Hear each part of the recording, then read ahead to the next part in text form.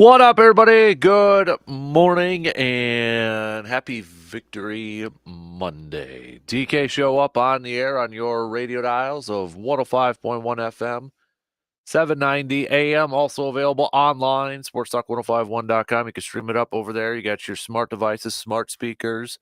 Download the app, take it on the go. Video streams are also up and rolling right now on Facebook and YouTube.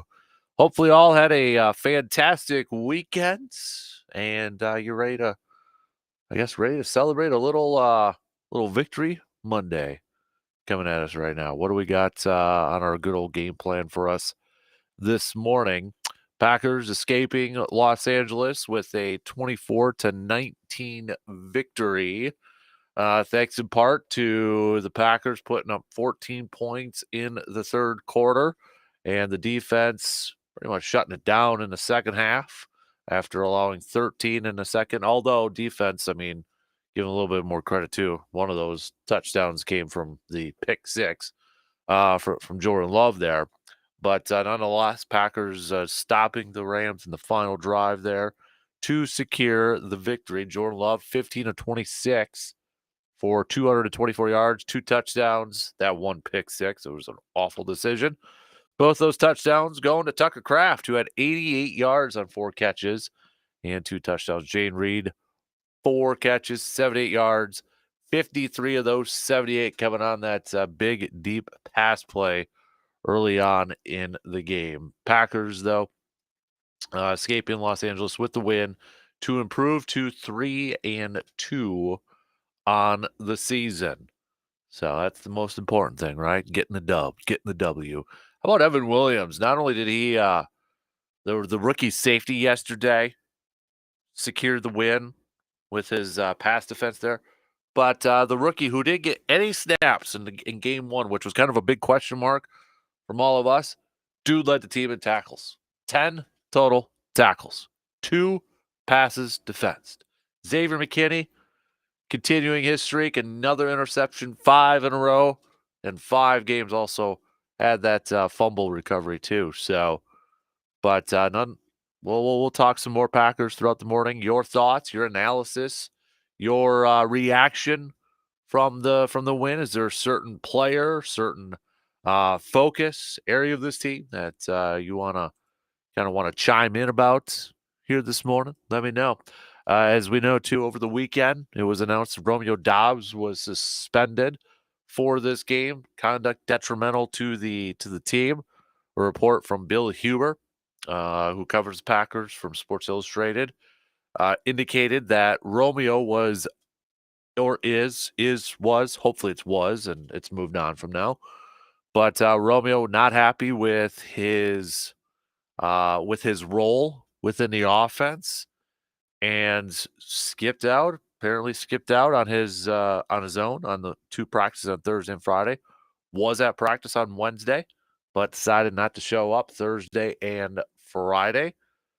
One report too, I think it was in the same one from Bill Huber. It even essentially Romeo ghosted team officials and the T Packers to where they had to do a wellness check on him. That's the only way if that's true, holy moly, dude. Like what are you doing?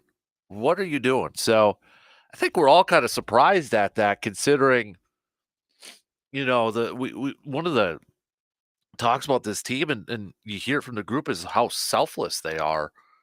And to hear this, now I know there's 2 sides to every story, and we probably don't have the full on story. But if he skipped out on practice on his own because he wasn't happy with his role, dude, come on now. It's not the way to go about it. Not the way to go about it, especially this is third year right now. Yeah, entering his third year. So Matt LaFleur, after the game yesterday, indicated that he is looking forward to his conversation with Romeo today. Is expecting Romeo to be at the facility today. So something to keep an eye on. Something to keep tabs on here. But definitely, with no Christian Watson in the game, that could have affected the Packers there a little bit. But Jayden Reed continues to develop, I think, into the main weapon on this team. Dontavian Wicks struggled a little bit with drops, and I can't remember who did it, and I think it was maybe a couple of you, but I thought it was an accurate, a very good comparison. A couple of you said last week it's Dontavian's second year is reminding you of Devontae's second year, which is a interesting parallel considering last year a lot of people were already throwing out Devontae comparisons to Dontavian Wicks. Um, and this would kind of follow in that same direction there a little bit, but no doubt struggling a little bit with some of the drops there. But when you've got Jaden Reed doing some magnificent stuff and Tucker Kraft really taking a second year jump right now in his play, got a little bit of depth there, but still would like 87 out there. Romeo Doubs would still like him out there because he seems. That's the thing is too is like when you look at some of the numbers. I mean, first of all, the first 4 games, 2 of them didn't have Jordan Love, and you knew you weren't going to be throwing a whole lot with Malik Willis out there, and Romeo was still getting plenty of targets. So I feel like there's got to be more. I feel like there's got to be more to this story surrounding Romeo Doubs. What and the fact that he was at practice on Wednesday, it feels off. I know, in that Minnesota game there was that video of him being frustrated on the sidelines where he threw his helmet down, but I think everybody was kind of frustrated at that point. So it didn't really, kind of like, ooh, what's going on, drama sort of thing. But the fact that he was there Wednesday and decided to skip on Thursday and Friday, was he just not happy with the game plan going into the Rams? I don't know. It's just, it's weird. It's really weird. And maybe there's a little bit more. I think there's probably a little bit more, but we'll find out here. So, what else do we got here on docket? So, plenty of football talk coming at you. How about who is that Badger football team, by the way, that played on Saturday against Purdue? 52-6 whooping on Purdue. Braden Locke, 359 yards passing, 3 touchdowns. Did have a couple picks there. Walker, 94 yards on the ground, 3 tuds. Tretch, 134 yards receiving, 2 touchdowns for him as well. But man, who was this man? It felt like they just played loose. Like, all right, screw it, sort of mentality. Let's just go out there and play ball. It just felt like they played a little bit loose. Maybe the reins were off a little bit. I don't know, but I think a lot of us were saying, where the heck has this been for the longest time? 589 total yards for the Badgers in this game, 8.1 yards per play. Now, it is against Purdue, who only has 1 win this season, just 1 win. But nonetheless, I think this was kind of the performance we wanted to see from the Badgers like the first couple weeks of the season. Something like this, dropping 52 and holding an opponent to single digits over there. So Badgers also improved to 3-2 on the season.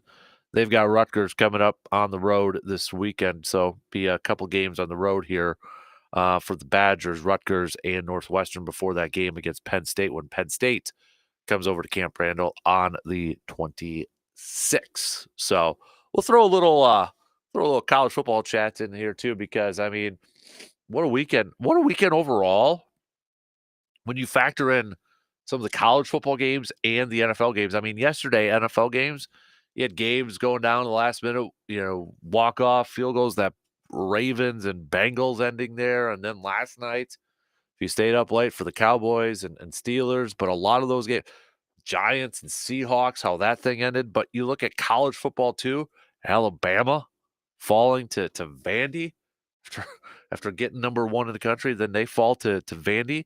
No, we were making picks on Friday, be like, oh, not really, maybe some good matchups coming in here. No, it was like upset weekend for some of these. Gophers taking down USC. Arkansas defeating Tennessee. Top 5 team there. Tennessee was number 4 going into that game. So, yeah, you definitely had. And then Texas A&M, number 25 in the country, defeating Missouri, who was 9. Washington defeating top 10 Michigan. So, yeah, you had some major upsets in college football over the weekend too. So we'll hit that up. Stout did get a victory against Point. Blue Gold sticking with college football. Fell to top 5 ranked River Falls over the weekend. I know Brewers fans probably don't want to talk about baseball here a little bit, but just maybe a quick gander at the MLB postseason, how it's all playing out. Phillies and the Mets tied at 1 win apiece, thanks to the Phillies ending yesterday. Padres also picking up a 10-2 victory against the Dodgers to even up that series at 1 apiece. In the American League, though, those games will continue today. We got Cleveland, who's up 1-0 against Detroit, and the Yankees taking down the Royals in a little back and forth affair, 6-5 victory. Don't look now, too, but NBA season is right around the corner. Bucks had their preseason opener last night. They fell to the Pistons. Hopefully, nobody's reacting too much to a preseason game. But no Giannis in the game. Dame did get a little Dame time last night in the game. Bobby Portis also 16 points to lead the Bucks. Got to see some of the new players for the Bucks in this game too. If you're kind of following along there, but Gary Trent Jr. Just played 13 minutes. Dame played 17. Prince, played 16 minutes of action. Portis came off the bench there. So, but preseason underway, which means tip-off is almost here for the NBA season. That's why October is the best. You pretty much have everything in play, hockey, all that good stuff too. So, it is a Victory Monday too. So it's also, I'm not saying, but I'm just saying. All right. So fill in the blank. I'm not saying blank, but I'm just saying blank. Or I'm not saying, I'm just saying blank. You know the drill. Hit us up with your good ones, the best ones. I'll give shout outs to on the air. So hit me up with a text, comment on the video stream, or hit me up on the socials over there. So there's your game plan here this morning. Let's get the leadoff going here. Let's talk a little football to open it up. Packers picking up the 24-19 victory last night or yesterday afternoon against the Rams. Tucker Kraft, 2 touchdowns. Jordan Love maybe a little rusty again, but then after that pick, he seemed to kind of settle down and really get it going there. Packers defense, Xavier McKinney picking up another interception, also forcing a fumble in the second half there. That's when it kind of really turned around for Green Bay when they got that fumble, because Green Bay gets the field goal going in a half. They inch closer. It's 13-10 going in a half. The Rams were kind of driving to begin the second half. It was that fumble that really turned it around, I think, for Green Bay, and able to get that touchdown. They got another turnover there. Capitalized on that too. Capitalizing on your turnovers, huge, as we know, every single game out there. So they picked up that 24-19 victory. Your thoughts, your analysis, your reaction, all that good stuff from the victory yesterday. Hit me up with the text 715-830-1912, or again, comments on the video streams there. We'll take our first break, and then the leadoff. Leadoff will get going on this kind of chilly Monday starts. A little fall Monday starts. I like it. I like it. All right, quick break. We'll be back in just a couple minutes. I want a full up texting line, all right? Don't be shy. Hit me up with a message.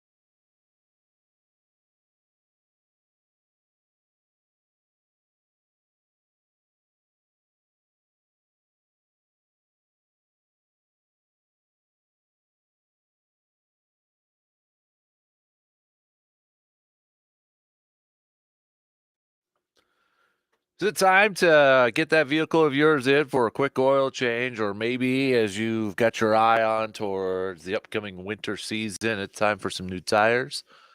Well, go give a visit to our good friends at ASAP Used Auto Parts in Eau Claire. Not only will they help you save money on some high quality used auto parts, they're your go-to place for your oil change and to get some new tires. 1330 Menominee Street in Eau Claire. Just stop on by there. Fantastic facility over there too. It's kind of like a sweet man cave over there too for you car enthusiasts over there too. So go check them out for your oil change or tire needs. And as always, high quality used auto parts. Quick texts, a couple texts, and comments on the video stream to get to here. Brian, lots of people hating on Wicks in year two. All we have to do is look at Devontae Adams year two, better known as Dropsy Adams at the time. Wicks is getting open and running great routes. I am not worried. G-Man, DK Victory Monday is just fine. And thanks to the Packer fans at the game yesterday, all of you fans. It's good to see. Go Paco. It did seem pretty darn loud on the telecast, didn't it? A lot of green and gold over there. Seemed pretty loud when the Rams were on offense. So yeah, tip of the cap to all the Packers fans that were in attendance at SoFi Stadium yesterday. Also, C-Bomb. Not often I agree with C-Bomb. In fact, you could probably count it on one hand. But I do agree with what C-Bomb has to say. I enjoyed the Tucker Kraft coming out party. Only 4 catches, but they were huge. I also liked that we did have a game full of stupid penalties. On the flip side, glad Cooper Kupp and Puka Nacua weren't playing. The pass rush is so soft, which is disappointing with 52 and 90. Never apologize for a win, though. That was a big one on the road. Yeah, felt like pass rush was only getting Edgerrin Cooper. I'm wondering if Jeff Hafley might be starting to utilize Edgerrin Cooper here a little bit more, especially going after the pass rush and Quay Walker. I mean, it feels like when Cooper and Quay Walker blitz up the middle or something, that's when you get something there. But man, Edgerrin Cooper showing off his speed in some plays yesterday. There's no question about it. All right, let's begin the lead off here this morning. Packers 24-19 victory over the Rams on the road. A very desperate. This was the thing that concerned me a little bit heading into this game, was going up against a desperate team, a team desperate for a win in the Rams in their house, especially after coming off of a loss last week against Chicago. Would you get that kind of that team performance where, you know, they're we've seen it how many times in sports, that team that desperately needs to win and they come in and maybe pull off an upset or pull off a really nice win. And credit to the Rams. I mean, you know, falling down early in the game, you could tell they were going to be aggressive early on in the game when they went for that 4th and goal there. But you know, they jumped out to, well, first of all, it's Packers that jumped out to a 7-0 victory after the first, but the Rams putting up 13 straight points thanks to a pick 6. Awful decision by Jordan Love, and the Packers able to go into the right before the half. And shout out to Braden Arviston too. That was a big kick. Now it doesn't exonerate him from all the other good weeks and such, but that was a big kick to hit that 40. What was it? 46 yarder. 46 yarder before the half to cut it to a 3-point lead for the Rams. So give the kid credit. That was a good kick, and I got to imagine, you know, maybe a little bit of nerves with all the talk, especially after last week and such. So give him a little bit of credit. Hit all of his extra points in this game here too. But third quarter seemed like, you know, the Rams were kind of driving again, but Enagbare punching the ball out, Xavier McKinney picking up the fumble.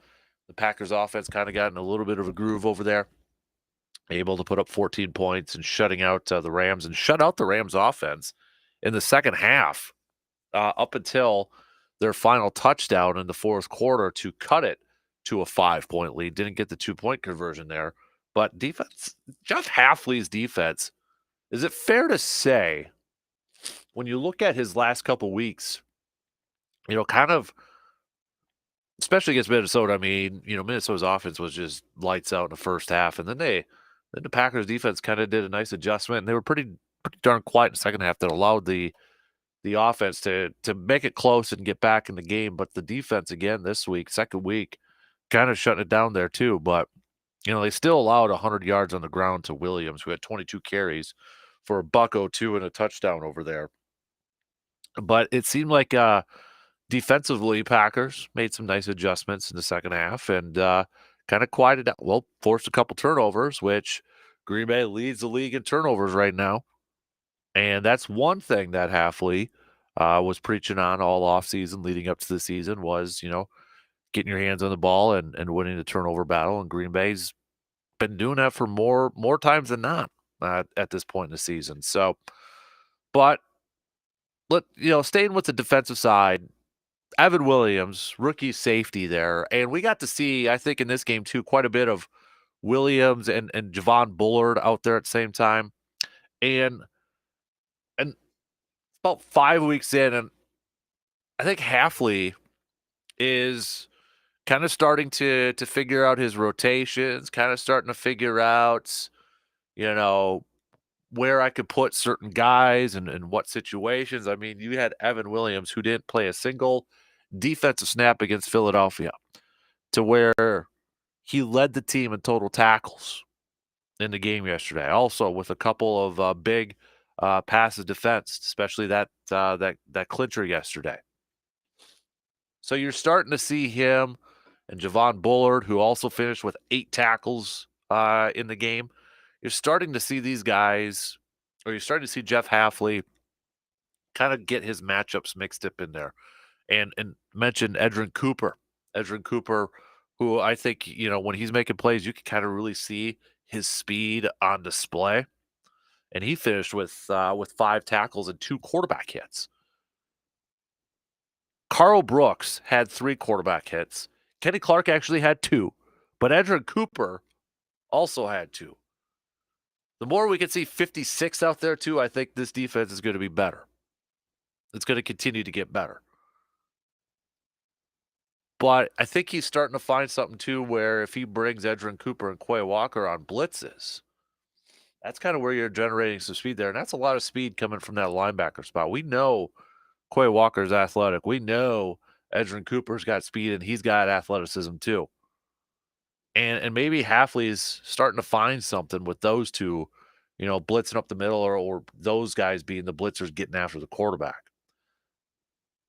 But, Carl Brooks yesterday, 1.5 sacks, 3 quarterback hits. He had a tackle for a loss too. I mean, number 94 was on it yesterday. He was having himself a game. But it was still another fairly quiet game for Rashawn Gary. We mentioned Kenny Clark. Rashawn Gary and Kenny Clark, we talked about those two guys specifically a lot last week in terms of how quiet they've been and maybe not making a lot of plays. Kenny Clark had that big pressure at the end of the game there, but a couple of quarterback hits there too. But I know it's Kenny Clark. There was quite a few plays in the game yesterday. He beat his guy. I mean, he was in the backfield so quick. And it was like on a running play. He was in the backfield so quick that the running back, was just already going the opposite way, and it created that gap on the line. There was a few times yesterday that Kenny Clark easily beat his guy, but he got in that backfield so quick where the running back had, was going the opposite way though. And it created that big gap into the line of scrimmage. But hopefully, with a couple pressures, a few pressures from Kenny Clark, we can build upon this. But yeah, still, I think we want a little bit more from the pass rush. Now, to be fair, when you look at it, I know sacks aren't the tell-all. And you'll hear defensive coordinators say that. Green Bay did have 10 quarterback hits total yesterday compared to, which this surprised me a little bit, considering a lot of the talk during the game and heading into the game was, the Rams, their front, not bad. They could get after the quarterback. They struggled stopping the run. Well, the Rams had 3 quarterback hits. They had 2 sacks total, but just 3 quarterback hits. Whereas Green Bay, 3 sacks, 10 quarterback hits. So they were getting pressure. They were getting guys, to get after Matthew Stafford there. So we mentioned Cooper had 2 quarterback hits, Preston had 1, TJ Slayton had 1, Barre had 1, Carl Brooks 3, Kenny Clark 2. Sean Gary didn't have any, though. He didn't have any on there. Van Ness didn't have any either. But they still had at least those 10 quarterback hits. They were getting after Matthew Stafford and putting a little licking on him there. Offensively, for the Packers, I think it was a little surprising, and a lot of it, I mean, you got to give some credit to the Rams, because in that first half, I mean, they were controlling time of possession, and that's where the Packers defense just couldn't get off the field. But they were controlling time of possession. They were racking up the amount of plays at the beginning of that game. After Green Bay scored their touchdown on 9 plays, they went 3 plays, punt, 3 plays, punt, 3 plays, pick 6. But after that touchdown, the Rams, 7 plays, took 3 minutes off the clock. That was their turnover on downs. 13 plays, touchdown. 10 plays, over 5 minutes of action there too. So, and they just didn't, and Green Bay couldn't convert. They couldn't sustain any drives after that touchdown.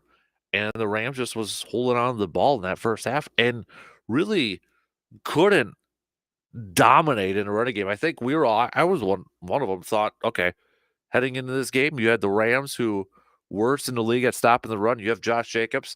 This seems like a very easy, I shouldn't say easy because nothing's easy, but this seems like an obvious game plan where you're going to feed Josh Jacobs and give him the ball and give him the rock.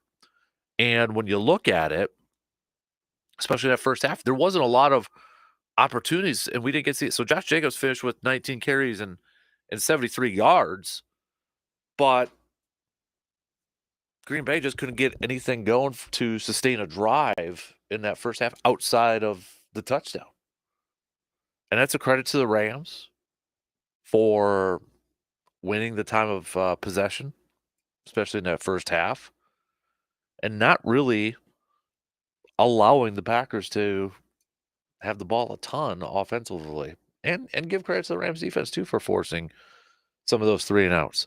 But I think that was probably, when you're looking at it, it's like, 73 yards for Josh Jacobs going up against the worst rush defense in the league.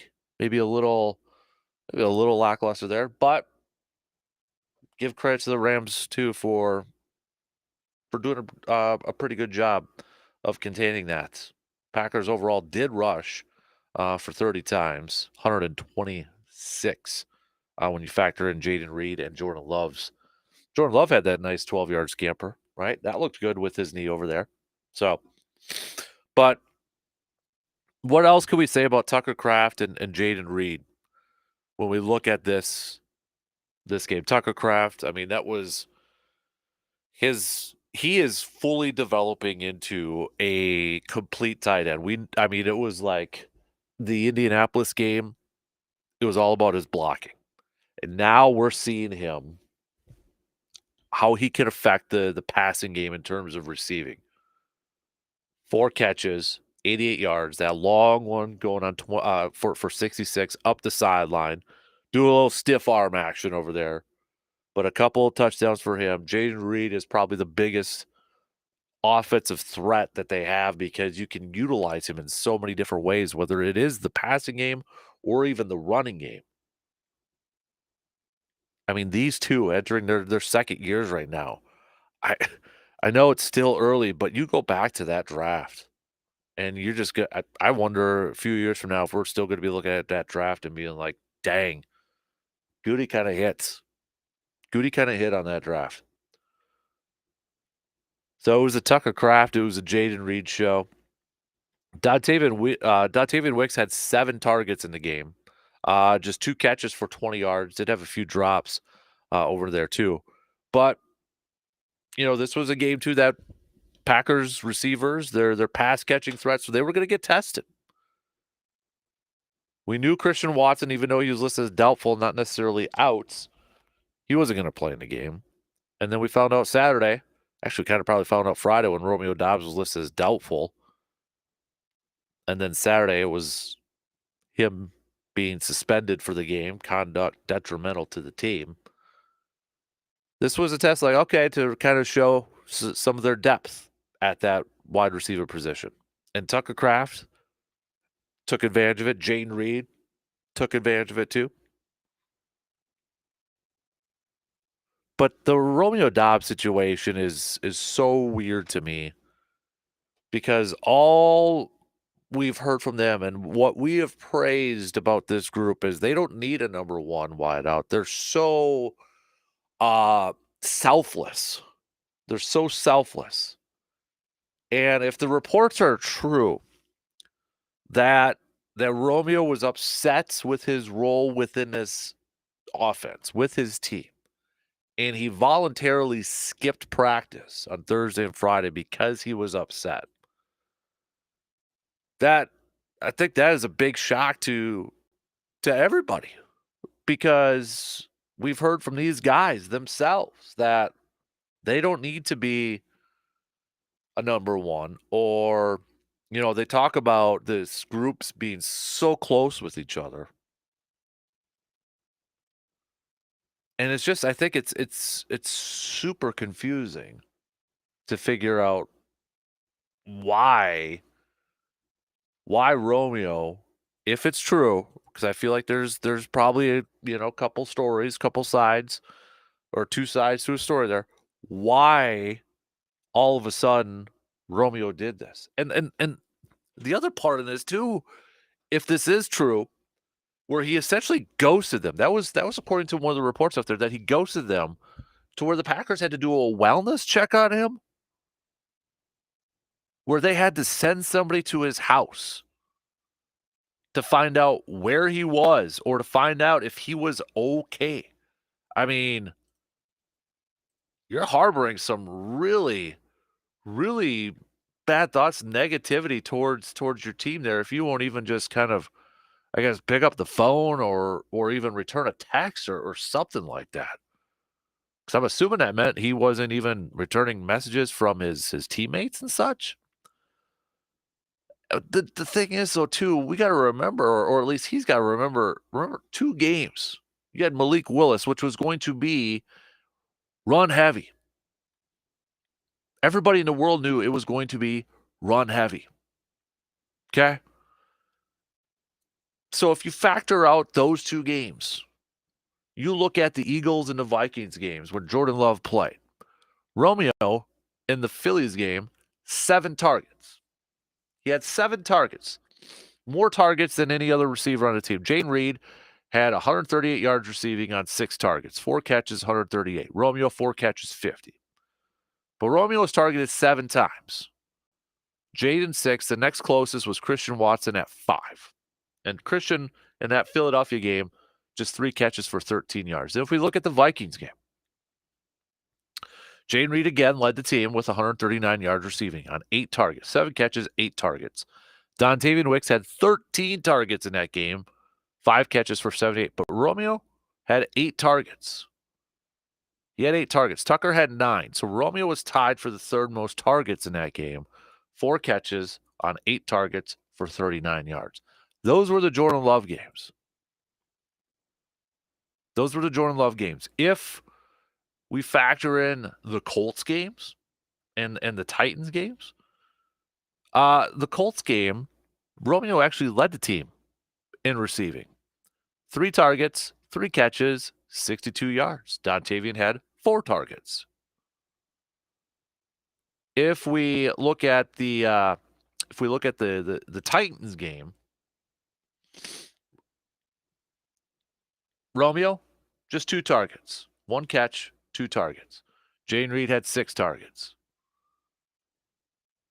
But there was only 19 passes thrown in that. So I'm very confused. Is it wide receiver drama that we always hear almost every year, every couple of years about a wide receiver drama sort of thing? It's just the only way I can start. It's just weird. It doesn't really make sense. It doesn't make sense. So, and the fact that he practiced on Wednesday and then decided not to show on Thursday and Friday, if I played a little Sherlock, if I played a little detective here, was that because he was upset with the game plan for this game against the Rams then? Where, okay, Watson's out. He thought maybe he was going to be featured a little bit more. I don't know. I don't know. I don't know if we'll ever know the true answer. We've only got rumors and reports to kind of base it off of. Now, I hope it's not a distraction for the rest of the season. Matt LaFleur said after the game that he's looking forward to his discussion with Romeo, fully expects him to be at the facility today. I hope it's something like, okay, last year they suspended Jair for a game. Jair, we haven't had an issue with Jair since then, and it kind of changed Jair's outlook and his philosophy and his attitude. I think we're all hoping, and I think the Packers are hoping that this will have the same effect. But we won't know. We don't know right now. It's just weird. Goes against everything that we've talked about and everything that we've praised about this group. But back to the game itself. When you look at Jordan Love's performance in the game yesterday, I think it's fair. He was a little off, a little rusty to begin with. But after that pick, seemed like he got a little bit more focused, got a little bit more of a groove there. Started to be the Jordan Love that we've all kind of thought he was going to be. Now you look at your numbers for Love this season. He's 3 games into this season. Are they MVP numbers? No, they're probably they're not MVP numbers, right? I mean, you look at it. Yeah. Jordan this year's got 8 touchdowns to 5 interceptions. His quarterback rating is an 85.9. I mean, completion percentage is 56.1. You expect those numbers to be better for a guy who just got a monster deal. And for what we saw in the second half of last year, it is okay to expect better performance from Jordan Love. It is okay to expect that. It is okay to want that. I think if you were to ask Jordan Love, he would say the same thing. I've got to play better. He's had moments and he's had good stretches, but has he had that overall arching game where it was magnificent? I mean, you break it down. I mean, Philadelphia, 50%, 17 to 34. Minnesota, a lot of those numbers came in that second half. Yes, he threw for 389. A lot of that came in that second half because you had to throw the ball a ton. He threw 54 times, 59% completion, 57.7. Yes, drops factor into that. And the Packers have had quite a few drops from their receivers. But I think from just watching it, you can tell he's not quite to the level that we have expected, that we have wanted from Love so far this year.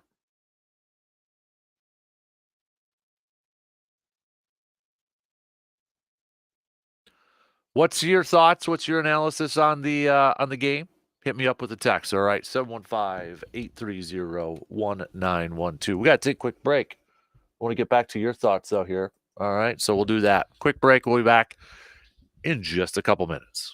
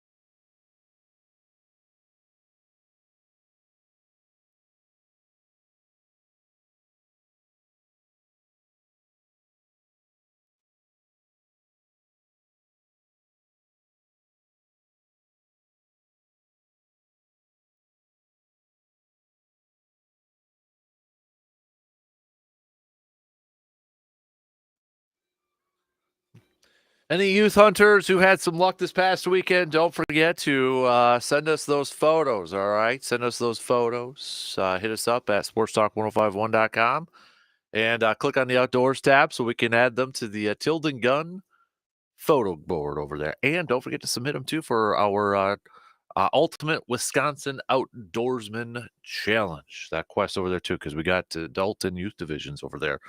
But if you had any luck this weekend, send those photos on over. Maybe it was a good reminder too. Hey, gotta get ready for next month's deer gun season. Head over to our good friends at Tilden Gun. You can check them out at tildengun.com. Sean and Hunter will get you ready for the November deer gun season over there. Work with you to find what if there's a specific model or brand that you want. They'll help you over there too. Plus, they've got a used selection over there as well if you want to maybe save a little bit of money in a wall of handguns over there too. And if you did get that deer, don't forget, if you're not sure where to maybe get it processed or get some brats made up or some venison bacon. Venison bacon sounds amazing right now. Mike's Star Market, west side of Eau Claire, Heimstead Road, your go-to place for all your deer processing needs. You can check them out on Facebook. They've got all the pricing and their list of different options of different products you can have made over there too. So our good friends at Mike's Star Market over there, take your deer over there if you're lucky enough to get one out there. So if you want some good stuff made out of that, right? Anybody does that, and they got some extra snack sticks too. You could always drop those off at the station. Just saying. Just saying. Texter Josh talking about how about Tucker Craft? Well, we did talk quite a bit about Tucker Craft, so quite a bit about Tucker Craft. Do the Packers even need Watson or Dobbs? I hope there's not a lot of Packers fans that think we don't need those guys. I mean, let's not forget Dobbs was pretty dominant in that Dallas playoff game. I mean, he was pretty darn dominant. The thing what I liked with having Watson and Dobbs and Jaden Reed and Dontavian Wicks. Now, will they be able to keep all four of those together for their whole careers? No, they won't. You have the luxury of right now having them all on their rookie contracts. So you're getting them pretty cheap. But what I liked about those four being on this team right now was one, you take advantage of them being on rookie deals, but they all provided something different.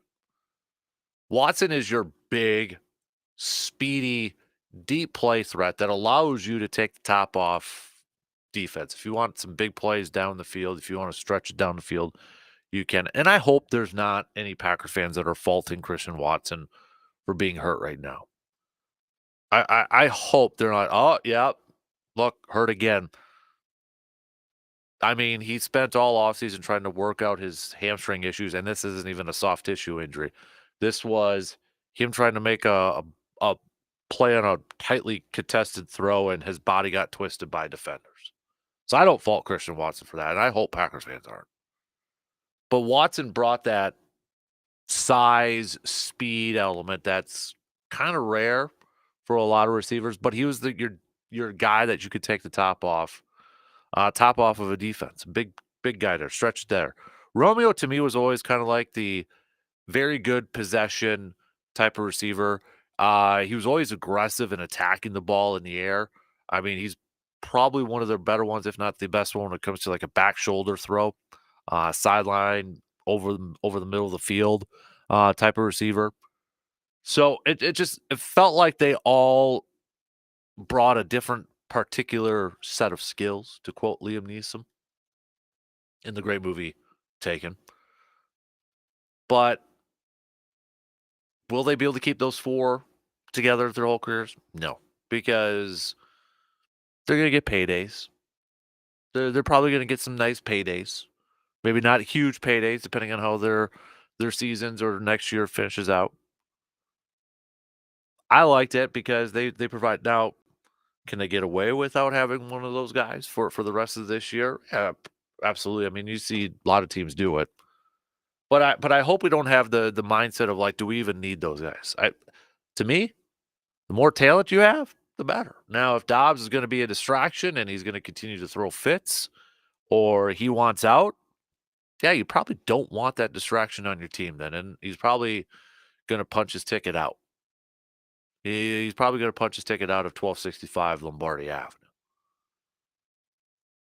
But the team's better, the offense is better when all those guys are available to use. All those guys are available and they're ready to go.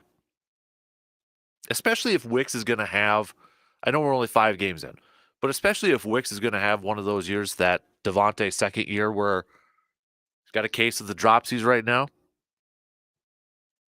Why not have the other options of Romeo and Watson and obviously Jayden Reed? But then, we got to factor in the tight ends too.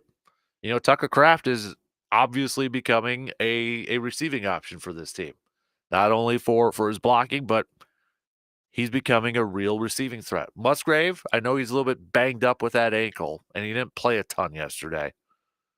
But I'd like to see Musgrave kind of be that tight end that you stretch down the field. Maybe he's that guy that you line up a little bit more on the outside, maybe a little bit more up the seam, stretching the field vertically a little bit more. So they've got options when you look at wide receiver and tight ends. But I still think the team's better if all those options are available to use.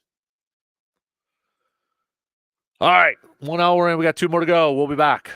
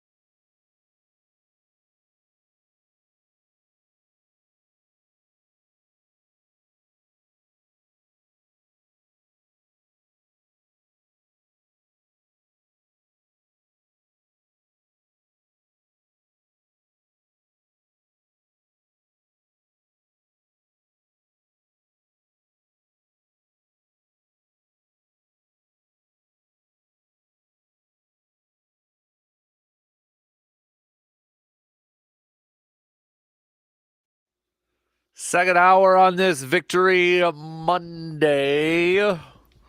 Also, I'm not saying, but I'm just saying Monday. Fill in the blanks. I'm not saying, but I'm just saying. All right, best ones I'll throw up on the air. All right, I'm not saying, but I'm just saying. Packers 24-19 victory over the Rams yesterday. Packers now will be at home for the next 2 weeks. Got Arizona coming off of a big win over the 49ers and Houston after that before they hit the road against Jacksonville. So you take a look at the NFL. NFL is crazy so far this year. I mean, it's nuts in a lot of aspects. We'll see if the Chiefs remain undefeated. They got the Saints coming up here, but you look at the AFC. Buffalo's leading their division 3-2. The Jets are 2-3. Miami's 2-3. The AFC North, after Baltimore dropped their first two games, they're tied up there with Pittsburgh 3-2. Pittsburgh losing last night to Dallas. Cleveland's 1-4. Cincinnati's 1-4. Houston's kind of one of those teams that's just playing up to expectations. They're 4-1, complete control of their division right now. As we mentioned, Kansas City's 4-0. Denver's 3-2 right now. They've won 3 in a row as well. And then you get to the NFC side of things. The Commanders 4-1. 4-1 to lead the NFC East right now. Minnesota, one of the bigger surprises, 5-0.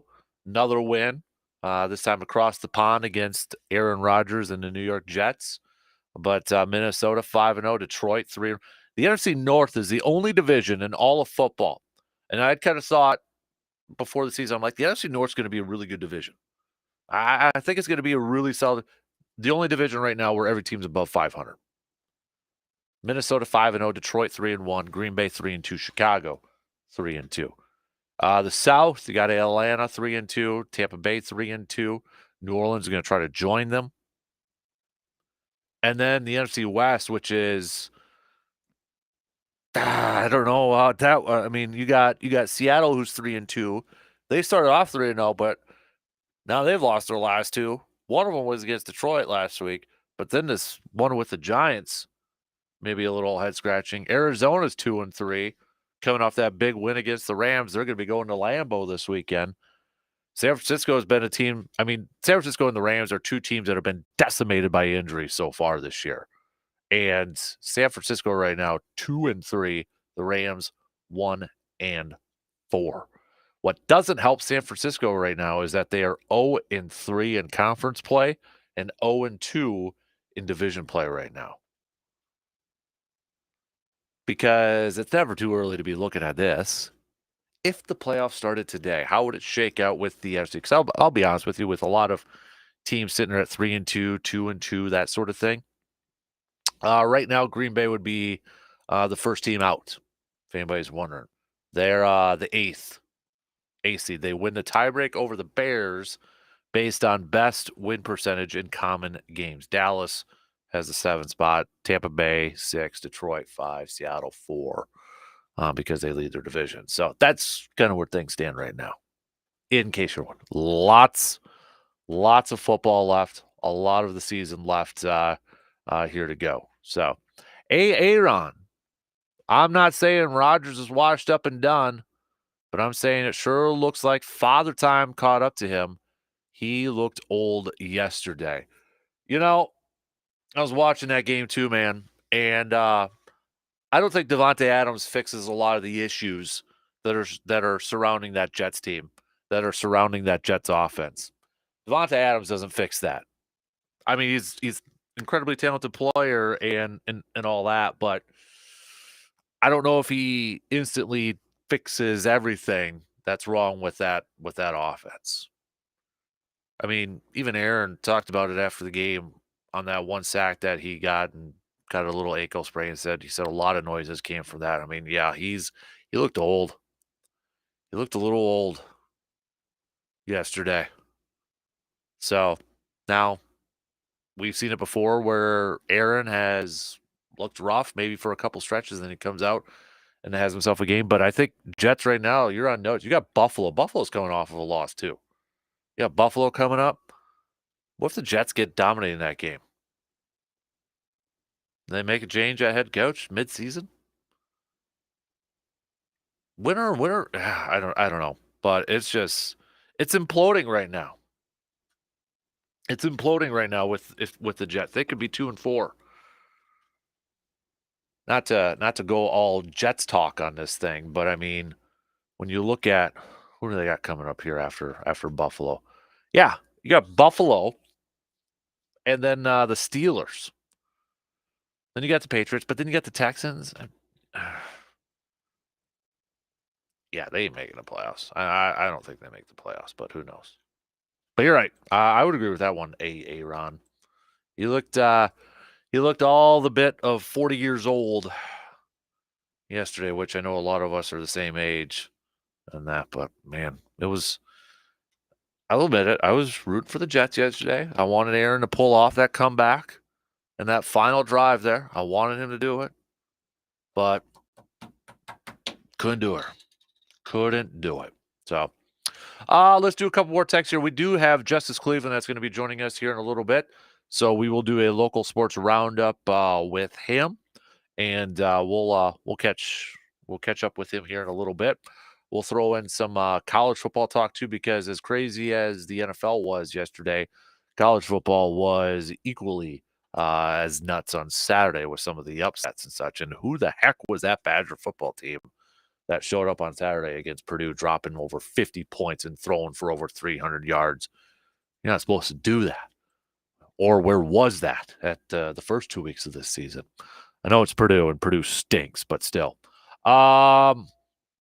Couple texts, though, to get to here. This was a little bit earlier from C-Bomb. C-Bomb with another one over here, too. But C-Bomb said, we need Watson. Even if he doesn't have a catch, they have to keep a safety over the top on him, which opens up underneath for Reed and Wicks to do their work. And if they don't give safety help, that's when he has his Randy Moss type of plays. I'm not saying Tucker Kraft is a Hall of Famer. I'm just saying he resembled Rob Gronkowski quite a bit yesterday. Going with a Rob Gronkowski comparison. That's high praise, man. That's some high praise. You know, I think it was when I was at the pro shop for our preseason game when I took Hot Seat. They had those homage shirts, which are those are awesome. But they had a Tucker Kraft one, and he had like deer antlers or something like that. I'm like, okay, if Tucker Kraft kind of proves that he's a good tight end, I might get that shirt. Yeah, I think I might have to get that shirt now. I mean, you got a Packer and a deer hunting thing on there. Got to get it. At 100%. I think it was Tucker Kraft. I know Luke Musgrave just got one. Got a deer, but yeah. Mark says Jets need about 3 Bakhtiaris. Their O-line stinks with no running game over there. A couple more texts as well. Ben says, good win on the road for the Packers. Was it the prettiest thing? Nope. But I will take a win against a desperate team in their home place going on to the West Coast. On to the next. Take care of business against Arizona. Oh, we got another texter here saying, not the prettiest. This is from, this is from Greg. Not the prettiest of wins yesterday. I wonder if this is going to be a Packers team that's just going to be scrappy all season long. Do you think part of it is because they have such a big target on them now, based off what happened last year? I mean, maybe a little bit, but I don't know if that really. I don't think that's the tell-all or the be-all, if you will, sort of thing. There's no question that they have a target. We talked about it at the beginning of the season. You know, a team last year that nobody really knew what to expect and kind of surprised a lot of people in that second half. This year, they weren't going to surprise anybody. So what could they do this year to kind of counter that?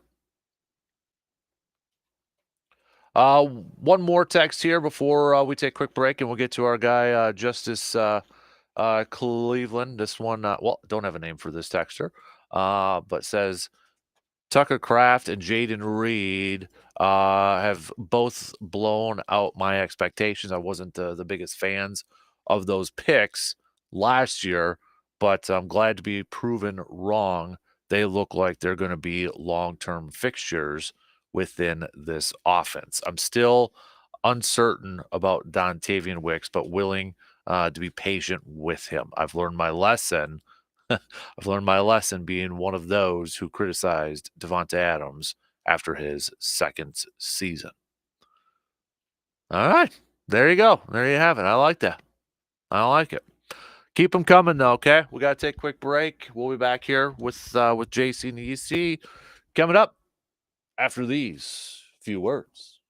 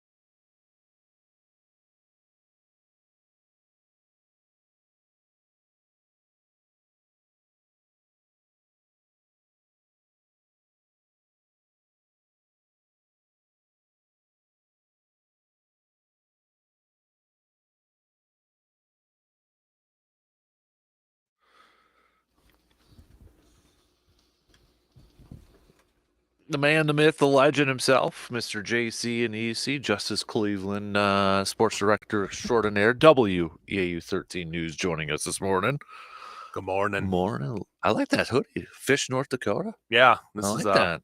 There's probably one person in Eau Claire that's gonna find, because I got this at a thrift store. Yeah. Actually, yesterday. I'm like, there's gonna be one guy. I'm gonna be walking around wearing this. He's gonna be like, how's he? He's like gonna be the only person that's gonna have any idea what this is. Lake Sakakawea for you fishermen out there. That's Nice. right next to where I lived when I was a kid. Oh, really? And you found it in town? Wow, man. Shout out to Savers. Yeah, exactly. Heck yeah. So, well, we appreciate you. I know a little chilly out there, so fall weather though. It's football season now, so then it's gonna be close to 80 at the end of the week. So for crying out loud, stop we're teasing. in bonus area here when it comes to a certain sport that I play during this time of year. We won't say that in case your wife's listening, right? Oh, she's sleeping. Golf. We're gonna do a local sports roundup coming up before you head out here, closer to the top of the hour. But obviously, a big topic has been the Packers yesterday, escaping LA with a 24-19 victory. Ooh, escape from LA. Escape from LA. LA. Russell Classic. Yeah, good pull right there. Yeah. John Carpenter. The Romeo Doubs situation. This is weird, isn't it? It's because it just doesn't make sense. No. Especially, here's what's boggling my mind. You look at the numbers, and it's not like he's being ignored. He's top 3 in targets right now. He was at practice Wednesday. So what happened Wednesday to Thursday where he decided, if the reports are true, decided to skip Thursday and Friday? And the one thing that was telling, apparently he was ghosting him so much that they had to send a wellness check on him to see if he's there or where he's at. And for all the talk about this group being selfless and, not needing a number one, it just, to me, it's weird and it doesn't make sense given everything that we've seen and heard and talked about or read about. The only thing I can think of is on Wednesday they were installing the game plan. Yeah. And he saw it and said, I'm not being involved enough in this game plan. Right. And apparently, I was thinking Demoski had it where he spoke to coaches about wanting to be involved more. Mm-hmm. But it's just one of those things, it harkens back to me, and this again, it dates me, but back to kind of the Javon Walker situation. But that was an off-season thing where he cause my first year covering was Javon Walker. He had a good year. Came during the off seasons when he hired Drew Rosenhaus as his agent, and came back, and it was like he was a completely different person. Mm-hmm. Like people were whispering in his ear, you're the best. You deserve to be this. I mean, I'm not against anybody getting money, right? But it's like his attitude completely changed. Mm-hmm. So I don't know if there's whispering in his ears that, hey, you need to be telling people that you're number one, right? But in my opinion, I'll be surprised if he's a Packer by the end of the season. If that's because think about it. Last year, somebody made noise in the locker room when they were struggling. Next thing you know, he's playing defensive back for the Buffalo Bills. Right. Rasul Douglas for you kiddos out there. Yeah.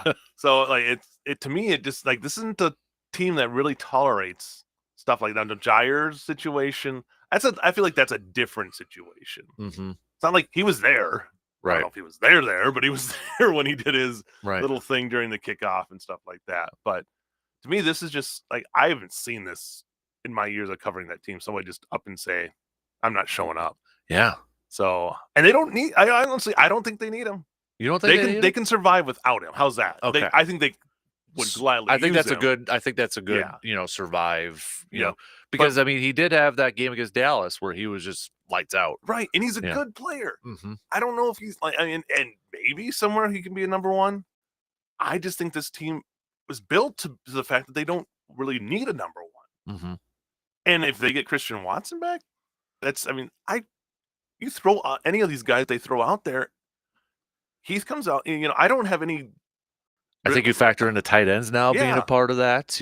Maybe that's one of the things, is maybe the fact that these tight ends are getting more and more involved. The running game, obviously, this is the most they've run the ball since 1971. Yeah, it was some ridiculous thing. It was I think there was even one from the 60s. I'm like, are you kidding me? Yeah. So I mean, if you're a wide receiver, obviously that means you're going to limit the amount of balls out there to be grabbed. But the thing to me was you factor in 2 games was Malik Willis where you knew it was going to be running the football the whole time.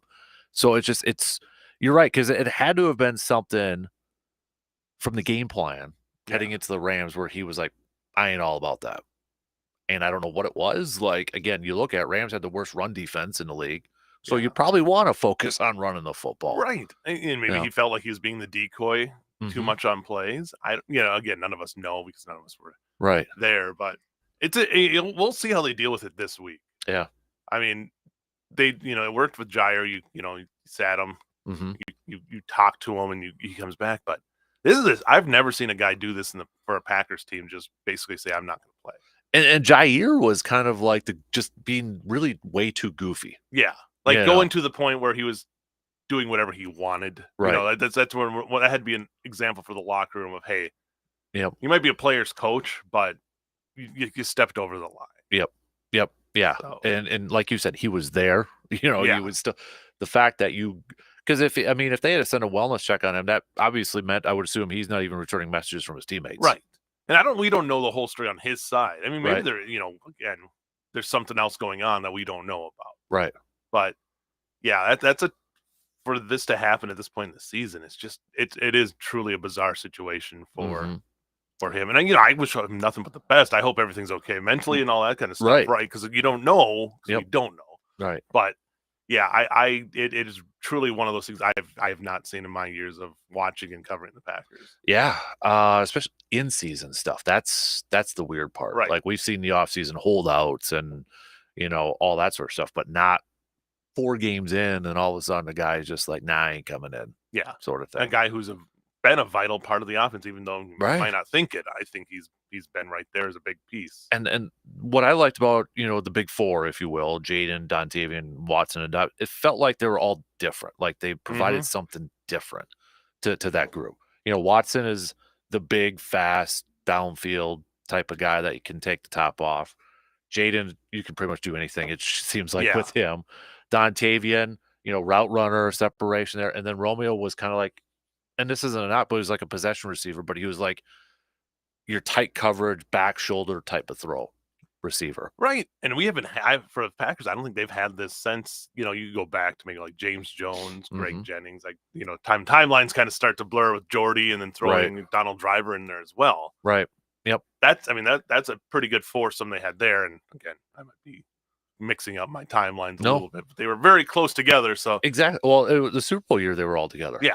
So I mean, you haven't seen that for a long time with that group, and to have what they have, but the thing is, I think you can, if Romeo's not there, they can slide in one of those other guys. Well, it probably made the decision easier when those contracts are due or for pay raises, right? And that's, you go back to that timeline. That's one thing I thought Ted doesn't get enough credit for. You had a really good quarterback, obviously, with Aaron Rodgers. So you surround him with receivers. But when it was time for those guys where it was just going to be too much, that next guy was ready to take over as a number 1. Yeah. And he always had the cupboard stacked. But why didn't they draft a first round then? first round quarterback. Yeah, it's always been. But right. Yeah. But they always had that next, when Jennings left, all right, Jordy Nelson and James Jones and that. Then when it was like, okay, Devontae all of a sudden comes up and, Randall Cobb, it was just. Yeah, Cobb was the other guy I kind of forgot. Yeah. That was the year after the Super Bowl. Right. But it was always next man up because they had somebody ready after a couple of years. Donald, who was kind of just the glue for a lot of those years as that veteran there. So, yeah, I with the I don't know when the trading deadline is in the NFL at this point, but I mean, do you keep Romeo? What's your opinion on this? Is he you think he can forgive and forget here? I think a lot of it is what's the other side of the story. Right. I know Kurt Benkert, who is, been there, but he's saying there's more to it. Which I don't know what kind of connections he would have. Was he still there when Romeo was there? Was he there his rookie? I think he would have been his rookie year. Okay. Yeah, I think that's when he got cut. If I'm not mistaken. Yeah, I was trying to figure that too. So I don't know exactly what it is. But I know Matt LaFleur after the game said he was looking forward to his conversation today, expecting him to be there today. I hope it all works out. For me, I think they're better with him out there just because there's more options. Right. If he's not going to be, if he doesn't want to be there and he's going to be that distraction, then I think you got to cut those ties. And I think that was kind of with Rasul last year. Yep. Rasul just kind of didn't feel like things were going right.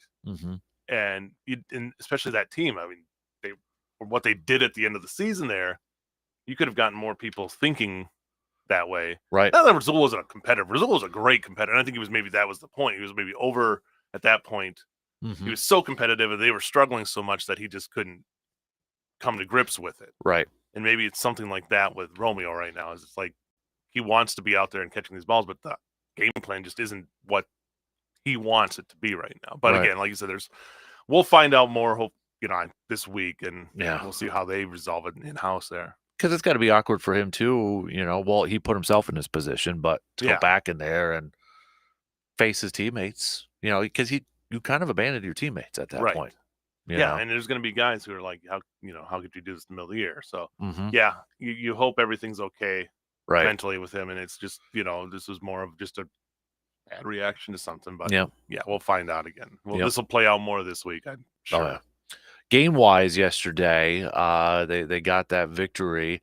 Jordan Love, you look at the numbers right now, not the great. I mean, he's not awful. No, but you look at completion percentage. I know he's dealing with some drops. Dontavian. I do appreciate the fact we've actually had quite a few people not ready to jump off the Dontavian Wicks bandwagon right now, and they're comparing it to Devontae's second year, where he kind of went through some drops, which kind of interesting parallels because last year Dontavian was getting Devontae, comparisons because of his route running and separation and such. So drops do factor in completion percent, but even again yesterday, it seemed like maybe the first half a little off, a little rusty. Then after the interception, is like something just clicked, and then he kind of started to get in that groove a little bit more. Yeah, and I think we've heard his teammates talk about it, how he's so even keel. Mm-hmm. Like he throws an interception. I mean, a horrible interception. Yeah, a horrible. Like one of those that could have just like brought you down there. Yep. And they bounce back. He bounces back and is just solid. And I think that's what you see. A guy who is I think they respect his leadership capabilities there, and I think that's what a lot of the players respect about him. So. Clean slate. Didn't let him rattle him too much. Obviously, the game was close, and it came down to the wire right there. But I think it's going to come. Even the deep pass was into triple coverage. Yeah, I don't know how that got through. I mean, it just took an arm being in the right. No one stuck their arm in the right spot there. Like it didn't even jump. It was literally like right into his hands. Yeah. It's in the perfect spot, but when you have triple coverage, I think it was one of those, maybe none of them wanted to get in each other's way. Yeah. Which happens a lot when you see those kind of plays, and it just somehow ended up being completed. But did you see Jane's tweet, by the way, after that? He said, F it, read down there somewhere. He posted after the game, which kind of was and he put a lot of laughing emojis after that. The amount of air that was on that ball, that was Rodgers-esque when the throw itself. Maybe not even Rodgers. I think it was more Favre-esque. Yeah. He was wearing that Favre jersey That's true. So maybe it was just like, okay, I got a guy who I can just throw it down there, and if anything, it's a 70-yard punt. Right. So exactly. Yeah. It worked out, and that was that's a huge play in the whole game, really, if you think about it there. So that led to defensively. You look at it, you take away the pick six. I mean, credit to the Rams, but this was kind of what the Rams were doing all season long. They would have these drives and they would accumulate yards, but they couldn't come away with touchdowns in that. And a lot of it's because they're so injury ravaged right now. It's tough, but defensively, when you look at it, Xavier McKinney, I'm not saying, but I'm just saying he already might be a top 5 free agent signing in Packers history. Oh my God. So far right now. Yeah, the litmus test for the first 5 games is, exactly. You're an unheralded, then 60 years since somebody did that. It was 1964 since last time. Yeah, 5 interceptions in 5 straight games to begin your career with that team. But defensively, there's a lot of good points to it. Still really quiet for Rashawn Gary and that pass rush overall. Edgerrin Cooper had himself a game. Carl, it's the other guys that seem like they're having success in getting after the quarterback. Devontae Wyatt was before he got hurt. Carl Brooks had a sack and a half yesterday. Edgerrin Cooper had his first full sack yesterday, and you saw his speed on display. But it's the other guys like a Rashawn Gary and those guys where we're not seeing anything. No, and maybe that's just the switches in the defense. You switch from styles there, but I still think this defense hasn't even played close to their best game and a full game, and I think it's going to happen here. When is it going to happen? Arizona would be a good start. Yeah. Well, you had Evan Williams, who didn't play a single snap against Philadelphia. Big time contributor yesterday with the pass defense at the end, and he led the team in tackles. Right. So that's the nice thing is it's not being relied on. Even every facet so far, I think, has been playing very well. It hasn't been perfect, but it's been playing well. I even like that last call on the 4th down play, that stunted blitz that they did. to get in Stafford's face. Yep. Hafley, that was a great call. Yeah. That was, I mean, that's one of those. I'm thinking of the Chiefs and was it Spagnuolo? Spagnuolo, yeah. Something that he would dial up there late in the game, not being afraid to bring somebody out of coverage and go in there and create that pressure. And right. I think we really saw that was some good coaching there in that last play of the game. So I agree. So, yeah, you got Arizona coming up. When you factor in college and the NFL, what a really weird weekend it was. Yes. Upsets all over. Games going until 1:00 on both days. I think your mic's not working now, man. Hello? Try the other one now. Let's try this. I broke it. You did break it. Yeah, now I can hear you. There we go. I'm double barreling it now. Here we go. I was like, okay, is my headphones going out there? Can't hear JC. Now I can hear you. I didn't touch anything, I promise. Oh, it's the up-to-date equipment in here. But going to college football, you had Alabama losing. You had a lot of then who the hell is that Badger team that showed up? Wow. Yeah. Braden Locke over 300 yards and such. So, I mean, you had that. Then yesterday's game, I don't know what you're looking across some of these standings. I mean, 49ers are under 500. It's just football in a sense. So far, college and pro is just crazy. Yeah, it feels like now this fifth game is more of that benchmark or that first benchmark than it was the fourth game, obviously, because you have that extra game. First game feels like a preseason game still for most of these teams. So, yeah, I mean, it's really everybody right now is pretty much in it.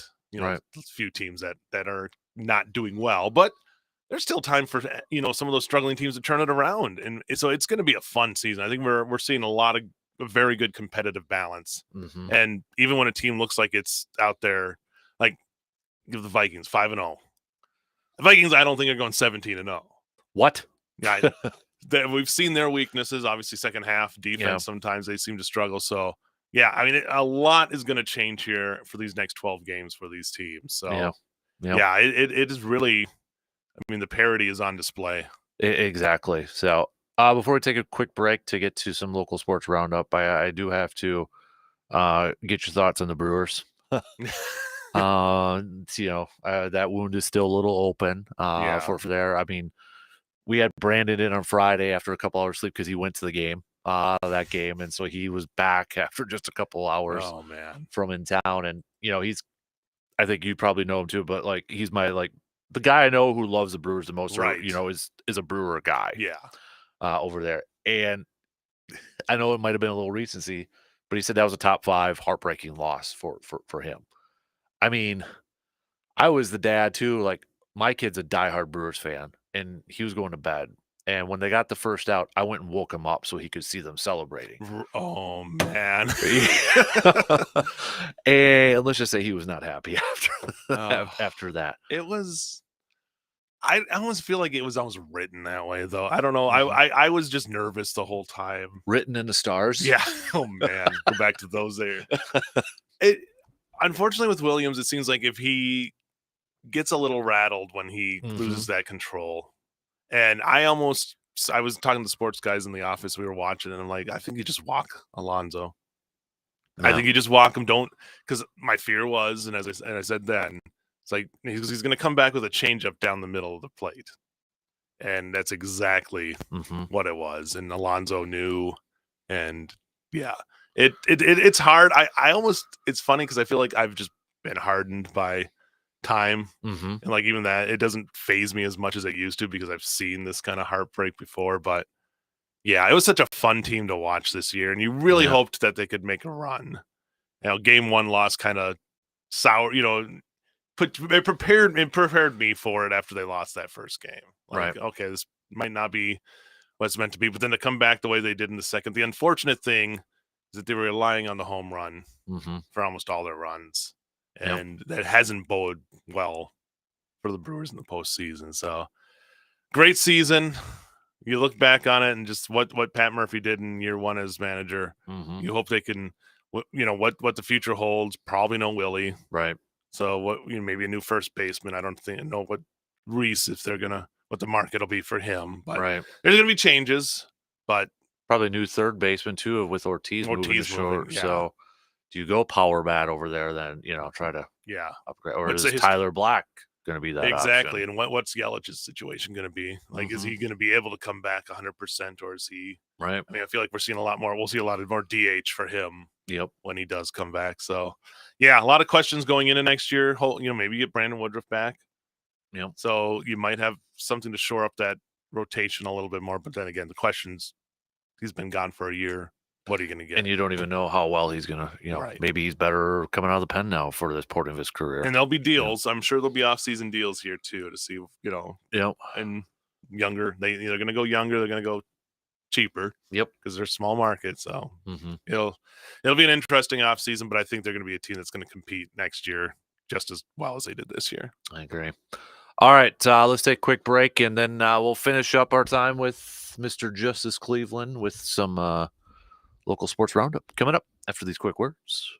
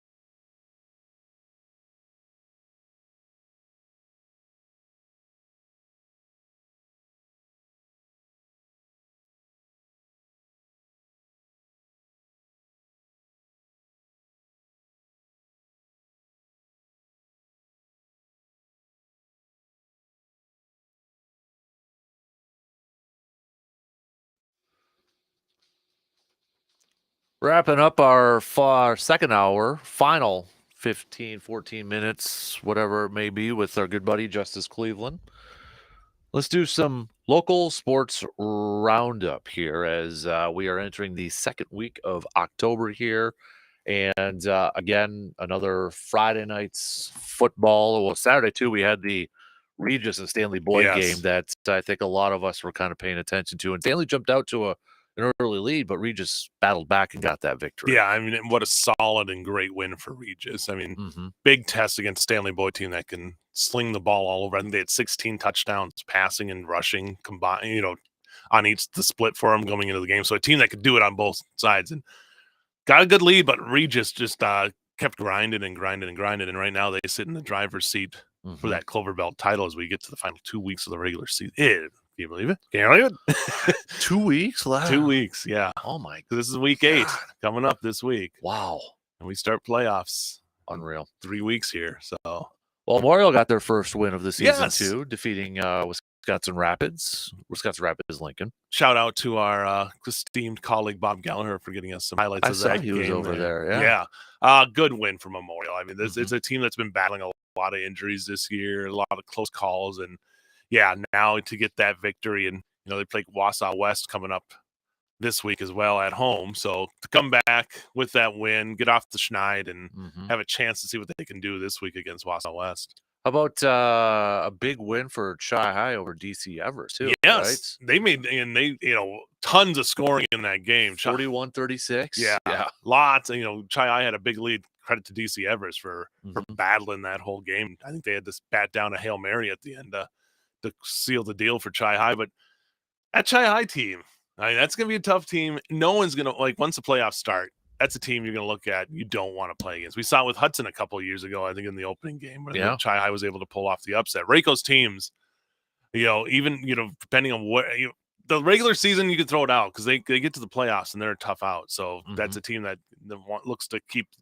their string going there. They feel like, you know this better than I do, but they almost feel like when I see some of these games and some of the results and how they won, they feel like they can win in different ways. Yes. Whether it's a low scoring or maybe a high scoring game like this, they feel like they win in different ways. Oh, yeah. I mean, they got the talent. And again, I think that goes to Rayco, just, a guy who's seen it all. Yeah. So if he says, this isn't working, they'll switch it up. And those guys really buy into anything that he says. So they get a tough one. They'll go to Hudson this week, and a Hudson team that, coming off a win over Superior. And they're both kind of in the same boat this season where they've had taken their lumps on a couple games, but I think are both really talented teams. So, and when those two teams get together, it tends to be a crazy game, especially in Hudson. Nice. They've had some just crazy games. So that would be one you want to pull up that stream and watch that game because I think we're in for some fireworks. Absolutely. Rice Lake got a victory, I know, too. Was it over River Falls? Yes, so they're back after losing to New Richmond. New Richmond getting a win as well over Menominee. Pretty decisive, not divisive, decisive win over Menominee there. So right now, New Richmond sitting in that driver's seat after, with the last couple of games here for a BRC title. But again, that conference is so stacked. I feel like, it could change here in the next couple of weeks, right? Right. It could. Yeah. You never know what's going to end up happening here. I know New Richmond, I think, has Superior. They have Wisconsin Rapids. So they play a crossover game this weekend. So, but yeah, I mean, they sit pretty much in control. But you get a discount a Rice Lake team that was, right. That's been playing great all year. You can't. Menominee, you can't discount. They can beat anybody on a day. Chi High and then Hudson. Right. Yeah. All those teams battling for it. But yeah, right now, New Richmond looks, the class, they jumped to like number 3 in the state. Wow. After that win over Rice Lake. And I got to imagine they're just going to keep rising in the rankings there. Yeah. Elsewhere, Mondovi picked up a win over Elk Mount, 35-12 over there too. Just kind of looking at some other scores. They got a Durand, Arkansas game coming up this week. That's always a fun kind of little rivalry game between those two and that area there. So, yeah, and big game, Dunn St. Croix this week, Spring Valley and Boyceville. That'll basically be your de facto conference championship game there. So, yeah, that'll be one in Boyceville as well. Dairyland's all crazy now. I believe you got CFC beat Pepin Alma. So, and then Blair Taylor beat Oliva Strum. So we've got, I think, 4 teams with 1 loss Wow. in that conference battling for a title. So With yeah. just a couple weeks left to go too. Yeah, and so you got CFC takes on not Pep and Alma, but Oliva Strum this weekend. So that should be a good one. That'll be a very good one there too. I'm just kind of looking at some of the games we have on there. I know McDonald having a good season there in the 8-man. They'll take on Thorpe. Owen Withy, number 1 team in the state. They'll take on Clayton this week too. So and then there's Grantsburg and Ladysmith there. You got the Lakeland Conference, big game coming up too. So yeah, it is going to be in St. Croix Falls, Barron. And there's some really good games. I never want to leave anybody out, but yeah, it'll be a fun week as we get close to these teams pushing for conference titles, and obviously teams that are trying to get in the playoffs as well. Absolutely. Elsewhere, I know too, we're getting close to. Is it for golf? Golf today is sectionals. Sectionals. Okay. So the D1 kids, they're all down in Toma. Okay. And then D2, most of them from our area are at Luck. Okay. So and then there's a few that were like playing in the Edgewood one from our southern area as well. But yeah, I mean, next week will be the state tournament. Where's that again? This year it's back. That one has been at University Ridge, so they're at University Okay. Ridge there. I think the boys will be at U Ridge again because they moved the AmFam to the new TPC Wisconsin. That's right. Course. So yeah, I mean it's crazy. I think they're hoping that this weather holds out for at least 8 more days because I think it was last year I was at the last day where I got there and it was like 70 degrees, and then by the end of the day, it was like 45 degrees, like rainy and stuff like that. So if they can get 8 more days of just decent weather for that, I think they would ask, because it goes on both sides. Because I mean, the boys playing the rough spring weather to start, exactly, but the girls sometimes get that fall weather that can be, you get sleet. Just you never know. But yeah, so I know down in the D1, we've got Carolyn Skinner from Altoona Regis playing. And I believe Altoona Regis as a team playing there, and then Tekka Wallstrad from Memorial as a individual qualifier. Okay. Up in Luck, you'll have Colfax Elk Mound as a team. Belkongshog leading their Bloomer as a team, I believe, there as well. Prescott. I'm probably forgetting another team out there, but yeah, so a chance for those kids, big day to get a chance to punch your ticket to state. Yeah, I know cross country's got to be getting close coming up here too. Yeah, I know we probably have conference meets coming up here soon, and yeah, golf is so much more ahead of everybody when it comes to state, because obviously you're not playing golf. Right. You can, but yeah, November. But you're kind of hoping to golf. You're kind of waiting on golf courses. Yeah, you're at the risk of that potentially closing. Right, like this morning, you started running into frost. And I know volleyball-wise, a big week in the Clover Belt, because we got Fall Creek and McDonald on Tuesday, and then it's McDonald and Regis on Thursday. So if McDonald can run the next 2 games, that they should pretty much secure that Clover Belt title, but those are 2 tough teams. Yeah. So that's going to be, I was talking to Kat and the Sauer this weekend, and yeah, they have a tough schedule coming up. So, and I was told by them that if in the Big Rivers, Hudson right now is the class of the Big Rivers, just a tough team. They got the chance to play them and watch them, and kind of, that's obviously different divisions. And they said that Hudson team is something else. So that's wow. And then I know tennis is going to be close, because isn't individual state actually in a couple weeks? Next week, yeah. So today is subsectionals. Okay. So basically the regionals of tennis, and then on Wednesday will be the sectionals. Okay. So then the next weekend will be individual state. Individual state. So yeah, that's going on. Subsectionals and sectionals for D1 are at the Menard Center, and then I think Lakeland Union is hosting for D2 for the section. I think I know they're somewhere a little more east, and I know I was thinking of another. Soccer. Yep. Big matchup tomorrow, I believe it is, and it's Hudson and Memorial. Ooh, that one will be at Memorial. Yeah, 4:30 start. Got to beat this. The sunsets. Yep. Yeah, exactly. So yeah, so that'll be a very huge matchup there. Memorial getting ranked last week in the state, so. It's always a good match. David Kite doing a heck of a job over there. Yeah. To kind of wrap it up here then too, I know it's homecoming this week for the Blue Golds, and they're going to be going up against The football team is going to be going up against your alma mater. You always got to throw that out when it's point. When it's point, yeah, exactly. So they'll be at Team hasn't won a conference game in a few years. Stevens Point. So Saturday at 1 p.m. back at Carson Park. Blue Goals are coming off of a very tough loss against a highly ranked team, UW River Falls, this past weekend. And I was talking to the guys there. It's like they said River Falls is just taking it to a different level, even compared to what they were last year. And with Caleb Blaha being one of the finalists for basically the D3 Heisman last year, it's just an outstanding player. So tough game against River Falls for Eau Claire, but they're going to come back and see what they can do against a Pointers team that has had its struggles. So one of that, if you're Eau Claire, that's a bounce back game you're looking for at home. You said, like, homecoming should be just perfect football weather in like the upper 60s. So looks like it'd be a decent matchup there. Both teams want to win, obviously. To go in 0-1 in conference. And I know Stout is going to have a tough one coming up.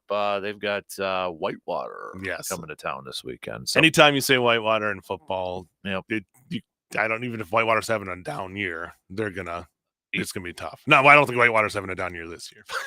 But I mean, there's you look at that conference though. I mean, you've got I know La Crosse. You said just came off of a loss, but they were ranked up there too, number 3. And River Falls will probably move up to around that after what they did. So I mean, WIAC is still the class. The SEC of D3, right? Pretty much. Then you throw in, I mean, it wasn't that long ago. Oshkosh was up in there too. So Platteville obviously has a decent team with their, with what they did with La Crosse. So it's going to be some good football coming up in the conference. All right. Before I know it's only Monday, but this is the only time I get to talk to you. Too early for a prediction against Arizona? Yeah, let's go. I think another win. Yeah. I mean, the Arizona team's a lot more scrappy and talented now. But I think the Packers got another, maybe like a 27-21 win or something like that. Just a tough, gutted out win. I like that, man. All right.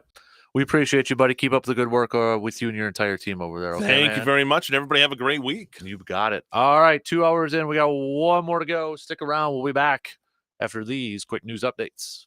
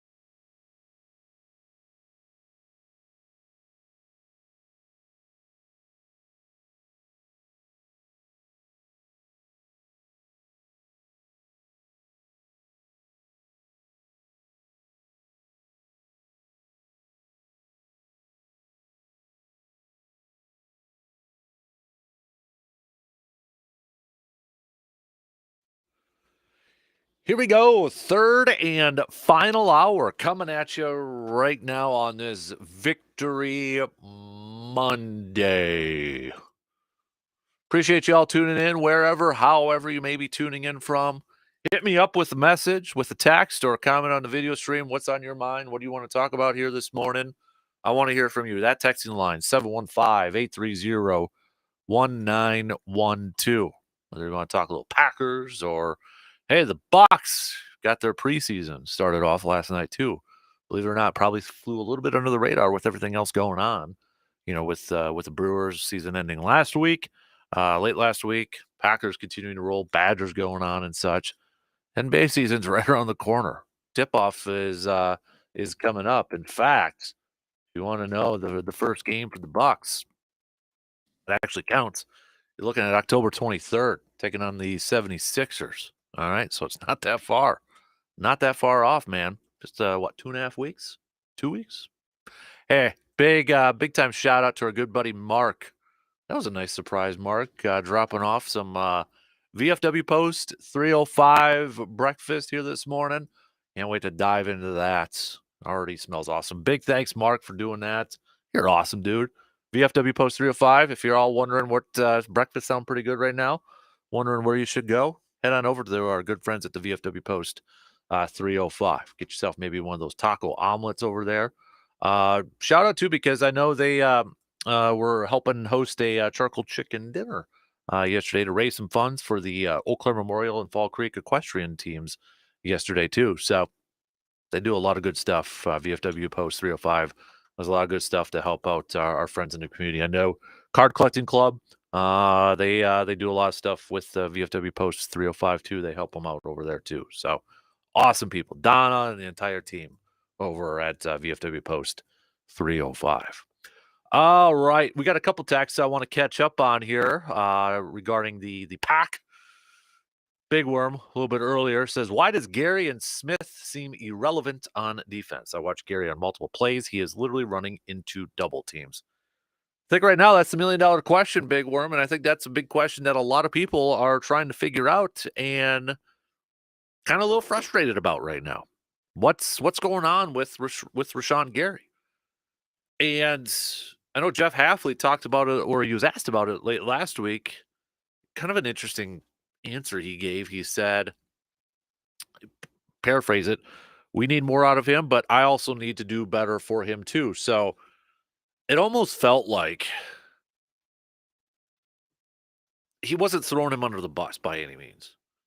But he almost pretty much acknowledged, yeah, we need better play from Rashawn, but he didn't want to just throw it out there. It was like full on Rashawn. And I think as any good coach will say, he'll take some of it too. But I think there's no question about it. We need to see more from Rashawn Gary. We need to see a lot more from Rashawn Gary. Rashawn Gary is getting paid as one of the top pass rushers in this league.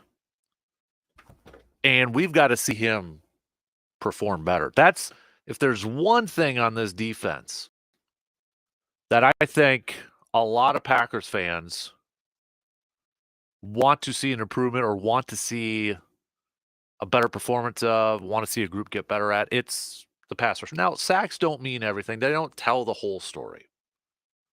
They don't tell the whole story. Like yesterday, you look at it, Packers, 3 sacks, but they had 10 quarterback hits. Getting that pressure. You hear defensive coordinators talk about, sacks aren't the tell-all statistic. It's putting constant pressure. It's putting pressure on the quarterback. It's getting hits on the quarterback. But I think when what the frustration from Packers fans is, some of that pressure and some of those sacks are maybe coming from guys that we didn't expect to. Now, on one hand, that's a good thing. That's a good thing to see Devontae Wyatt was having a really good start to the season before he got hurt. It's a nice surprise to see Carl Brooks getting 1.5 sacks yesterday to lead the team. Edgerrin Cooper, going after that. So on one hand, it's like, okay, cool. We're getting production from these guys that, Devontae, we wanted to see a year 3 jump from Wyatt. The frustrating part, though, is we're not seeing the production from the guys that we expect to be producing. Now, Preston Smith is second on the team in sacks. He's got 2.5, which probably surprises some people. Kind of surprises me a little bit. Devontae Wyatt is your team leader at 3. Then it's Keyshawn Nixon at 2. Then you got Enoch Barre at 1.5, Edgerrin Cooper 1.5, Quay Walker 1.5, Carl Brooks 1.5. After that, it's Gary's got 1, Lucas Van Ness has 1, Isaiah McDuffie's got 0.5 a sack.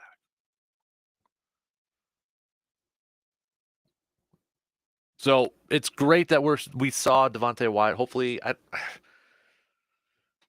he's not out too long, but it sounds like he might be for a couple more weeks here. But there's, on one hand, it's good to see that, the Quay Walkers are getting after it, the Edgerrin Coopers. I know a lot of people were saying after the game yesterday too, wouldn't mind, if Hafley employs Edgerrin Cooper and Quay Walker to get after the quarterback a little bit more and bring them on some blitzes and bring them on some pressures. I mean, you're seeing what they can provide with their athleticism and their speed on that part. But the frustrating part is definitely the guys that you expect to be your premier pass rushers, to be your go-to guys when it comes to getting after the quarterback. It's not getting done. It's not getting done from the likes of a guy like Rashawn Gary and such. And like Kenny Clark too. Now, Kenny Clark, you look at the game he had yesterday, it's a little bit better. And he had that big pressure towards the end of the game here. But if you watch Kenny Clark, and I noticed this in a lot of other games too, when he beats his man one-on-one, there's a few times, and it happened a couple times yesterday, Kenny Clark is still explosive, and he's still quick. Like, there was a couple times he was in that backfield like that. The only problem was that the play was going the opposite way. And a lot of that was like on running plays. So Kenny Clark is in there right away. But the running play was going the opposite way, creating a gap, creating a hole.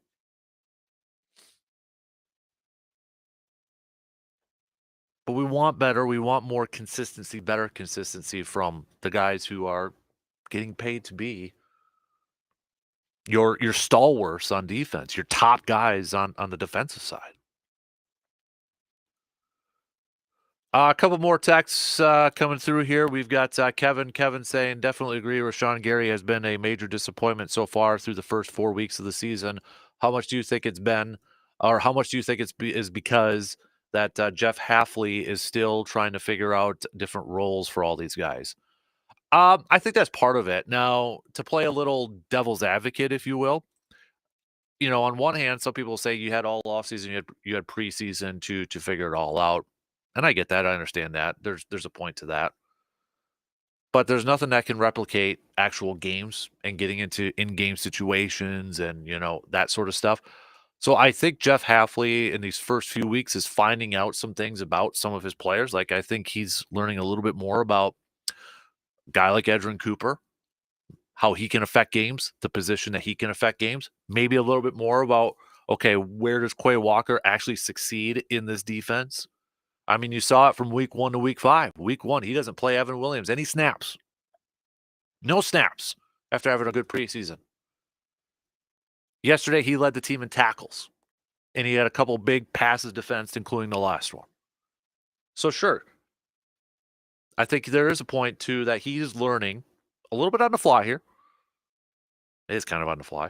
He is learning about his guys and trying to put them in a position to best succeed, not only for themselves, but the defense as a whole. And I think one nice thing that Hafley has done, one of the nice things that Hafley has done, is you look at the last couple of weeks, and it seems like, and I know this is a big debate amongst former players and coaches and all that, is the word adjustments at halftime. You'll have some players say there's no such thing as adjustments at halftime. I think Peyton was one of those big ones on one of his Manning casts that said, don't have time, to really do that. I think coaches can do a little bit of adjusting as the game goes on and into the second half and such. But I think what you've seen from Hafley in these last couple of weeks, Minnesota and the Rams, you saw a little bit of an adjustment.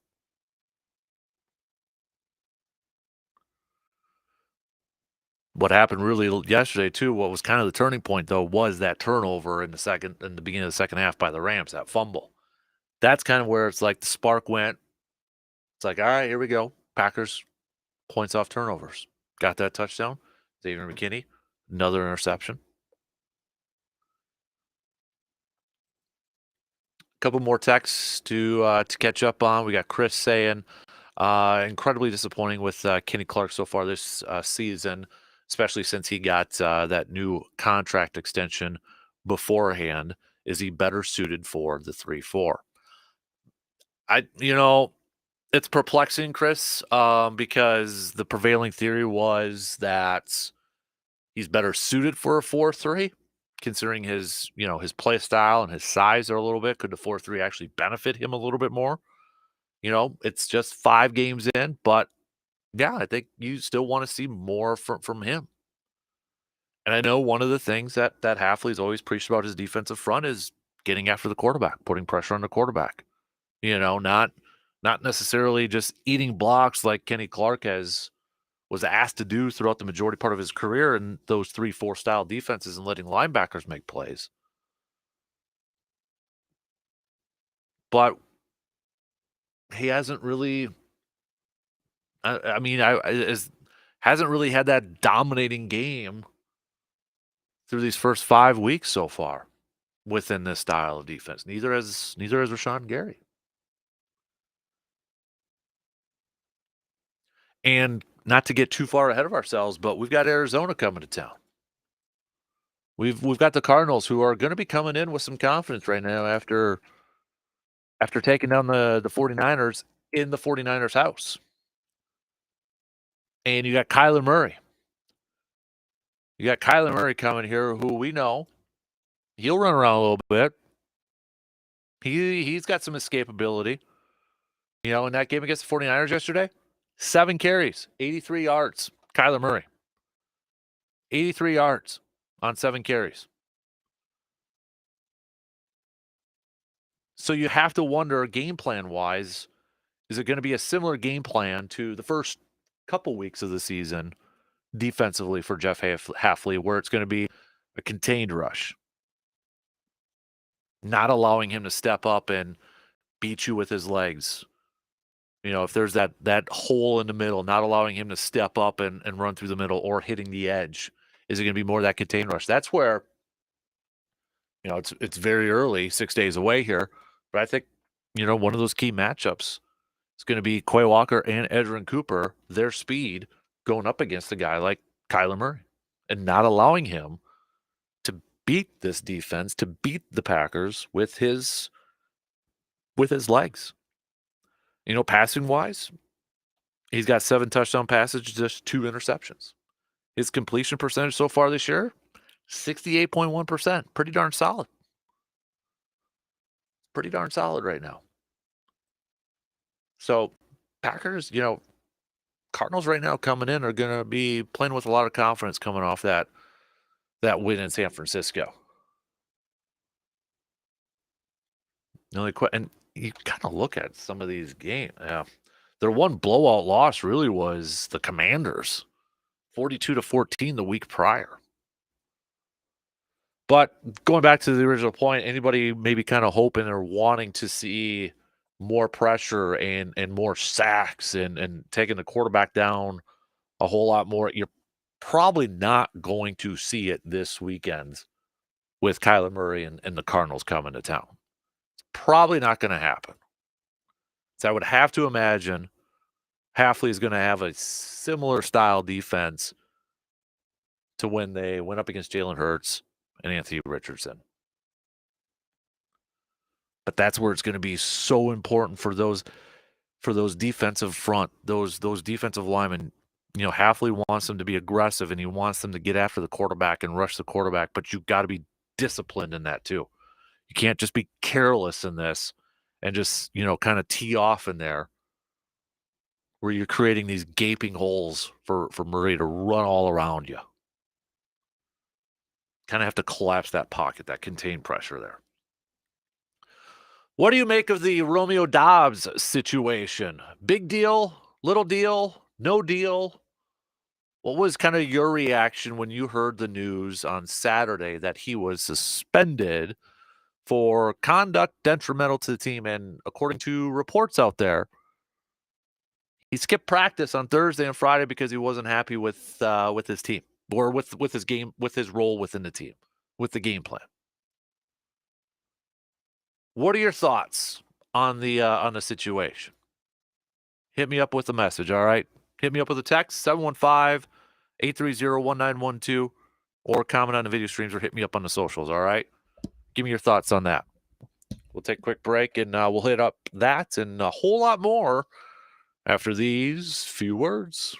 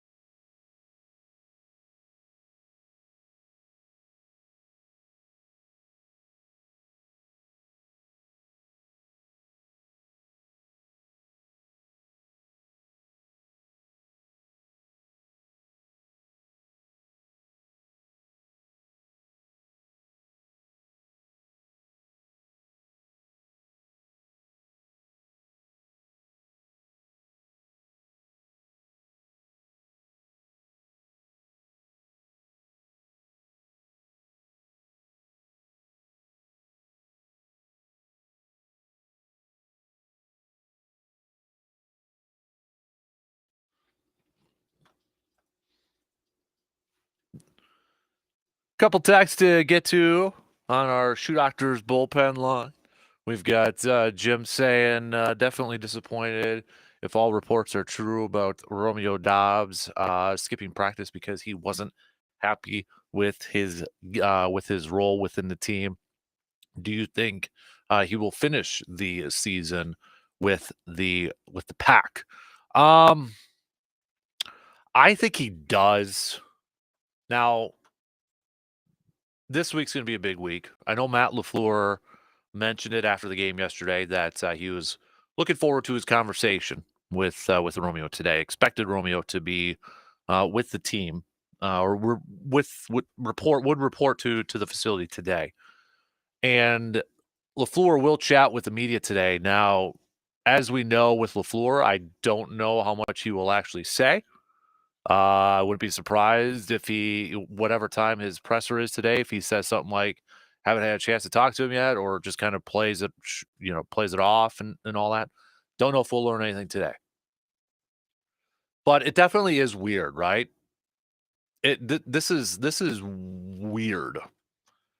And weird in a part because everything we've heard, everything that was said about this selfless group, this receiver group, they don't need a number one. They all root for each other, et cetera, et cetera, et cetera.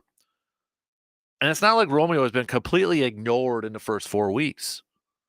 Factor in 2 games where it was just pretty much you're running the ball all the time with Malik Willis. Not all the time, but a lot.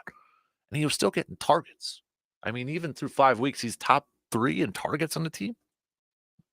Even after yesterday's game.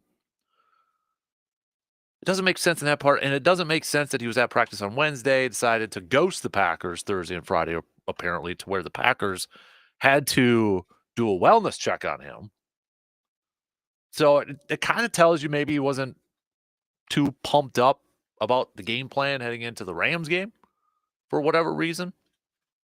I'm disappointed. I think it's incredibly disappointing to see this, to hear this for a guy entering his 3rd year, a guy that's important to the offense. Now I know a lot of the reaction from fans has been, don't need him.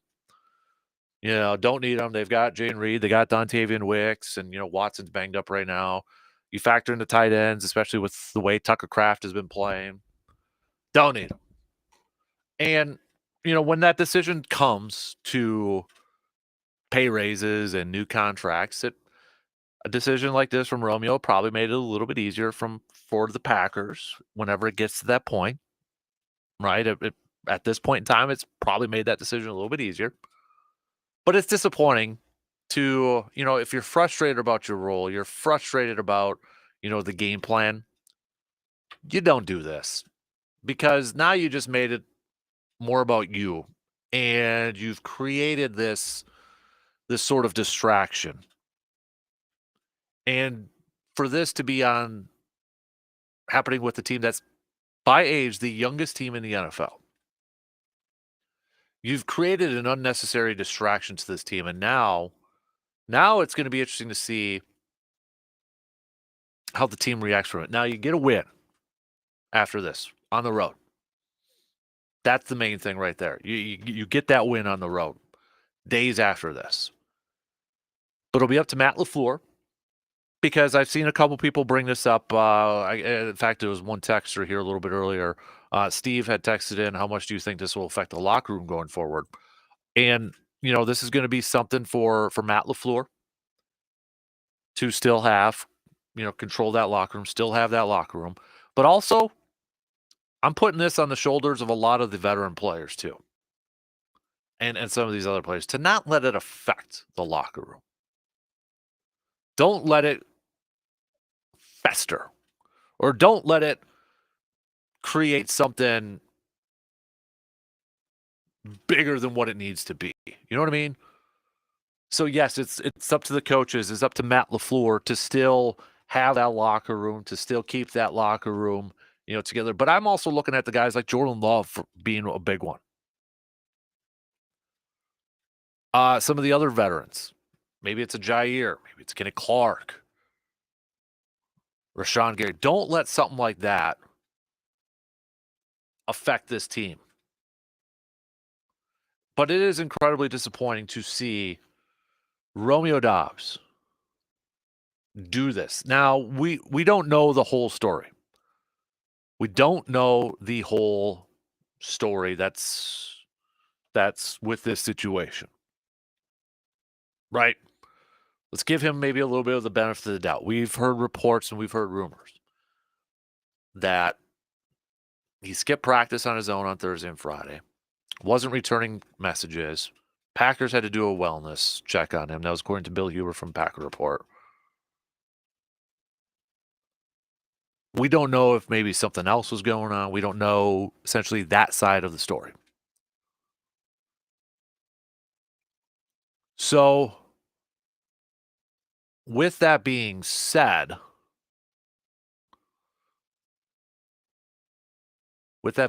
you know, like I don't know if we'll find out the whole story, and we probably won't, and we won't know what's the truth, and really, we don't deserve to know. It's whatever's going on between 1265. Ultimately, I hope what the result is that they can move on from this, and I hope this is something that they can build upon, and I hope this is something that they can grow on. Hopefully, this was just a situation of a young player entering his third year, making a stupid mistake, making a dumb mistake. But I guess time will tell on this whole thing. I think Justice summed it up perfectly. I think the Packers can survive without him. Does it make them a better team without him? No. I mean, you're losing a talented player. Like, I know there's a lot of people saying, again, you don't need him. We don't need him. We got this. You could survive with him, but I think ultimately the team is better with him on there. But that's going to be up to Romeo at this point. That's going to be up to him. But it is a little surprising, and it's confusing, and it's disappointing.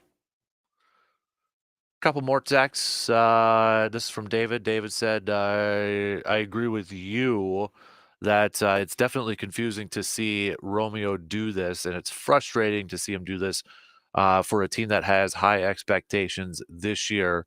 Obviously, it looks like he's not a team guy. Mike with the text about Romeo saying, definitely frustrating to see Romeo do what he did. Now, hopefully everything's okay on his side. As you said, there's always two sides to a story, but definitely frustrating to see him go about it this particular way.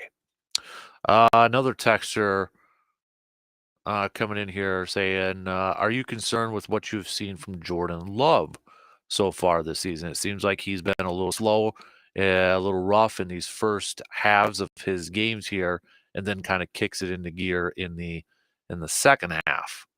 Kind of talked a little bit about it. It seemed again it was a little rusty, a little off maybe in that first game. Now, I know we're looking at completion percentages, and you're looking at his completion percentage for the season for Jordan Love, and it's at currently 56.1. Okay, last year he had a combined overall in the season was 64.2, and if you remember last year, his completion percentage was in the 50s too. He's not to the level of last year where it was a little up and down, but I think it's fair to say that Jordan Love is not playing right now to the highest of all levels that we expect from him. He's not playing at a super high level right now. He's got 8 touchdown passes. He's got 5 interceptions. Now, to some of those completion percentages, is that all his fault? I mean, he's been dealing with some drops. Dontavian's been dealing with some drops. Jane Reed had a drop yesterday on a big third down. Team has dealt with some dropsies. And that factors into the completion percentage. But I think it's also, we've seen some plays where, it's just, especially the pick 6 yesterday, stupid decision. Now I get it. You're in the midst of this, and everything's so easy for us to say, like, why would you do that? He's trying to avoid his safety. Probably thought he was able to throw it away. You know, you're just kind of glancing over there. You see your big tight end over there. I get it. I understand it. But at the same time, stupid play, stupid decision. And there's been other, the Jayden Reed catch was amazing. Throwing it that deep into triple coverage, was it the best decision? Probably not. At worst, it's probably a punt after that. But I think it's fair to criticize and to kind of say, you know what? Love hasn't played his best football yet. But at the same time, that should maybe give fans in Green Bay some optimism going forward. Like, hey, we're 3-2 right now. We've had him for just 3 games. We have yet to see his best football. And really, maybe we have yet to see our best overall offense. We've seen, Indy, really good run offense, right? We've seen a good half against Minnesota in the second half. We've seen these glimpses, but I don't think we've full on seen the absolute capability of what this offense can do. Is it hitting to the expectations that a lot of us had at the beginning of the year? Probably not. Run-wise, running offense, rushing offense, they're putting up some great numbers. Now, they're probably not a top 5 rushing team if Jordan Love's played every single game. I think that's fair to say, because you're probably not really trying to run the ball down the throat against Indy and Tennessee. But we're 5 games into this thing, and I think there's some optimism that their offense hasn't hit full stride yet. And maybe that's the positive outlook when you look at the defense overall, too. Defense is tops in the league in takeovers. That has been a dramatic improvement from this year already compared to last year. We already know they already got more interceptions this year than they did total last year. So that has been a huge change within this defense. But there's other parts of this defense where we probably want to see them get a little bit better. Passing yards allowed per game, they're about bottom third. Rushing yards allowed per game, they're outside the top 10. 1, 2, 3, 4, 5, 6, 7, 8, 9, 10, 11th. Points per game allowed, halfway, midway. About half of the season. So they're giving up 21.6. Leader is actually the Chargers at 12.5. Then it's Denver at 14.6. Wow, interesting. But I think, obviously, again, the biggest thing that a lot of fans have issues with this team is where's the sack numbers? Where's Rashawn Gary? Where's Kenny Clark? Yeah, they're kind of quiet. They're really not out there right now. At least other guys are kind of stepping up. But I feel like Jeff Hafley is still trying to find what works for everybody. How do I want to phrase this? How to put guys in a position to be successful, not only for them, but for this team overall. Like, I'll go back to the quote he said about Rashawn Gary last week. I'll paraphrase it. Rashawn's got to do better, but he's got to do better for Rashawn too. He's got to find areas, ways to get Rashawn effective in these games and being a top flight defender. He's got to find ways, for Kenny Clark to be dominating the line of scrimmage. He's got to find ways for Quay Walker to be a consistent linebacker, a consistent playmaking linebacker out there. He's got to find ways there to do that, but also player responsibility, and the players got to do their dang jobs too. So I feel like he's still kind of trying to find that groove. I think he's found it with some of his players already. I think he's found it with, obviously, Xavier McKinney. I think it's been trending that way for a guy like Williams, who didn't play a single snap in the first week, and then he leads the team in tackles and has a couple of big passes defense, including the last one yesterday. And I think you're seeing some of that with the rotation with the secondary, where you saw Evan Williams and Bullard out there with Xavier McKinney yesterday. I like that trio. I like that combo. You add in Jair when he's back. That's a pretty darn solid secondary back there.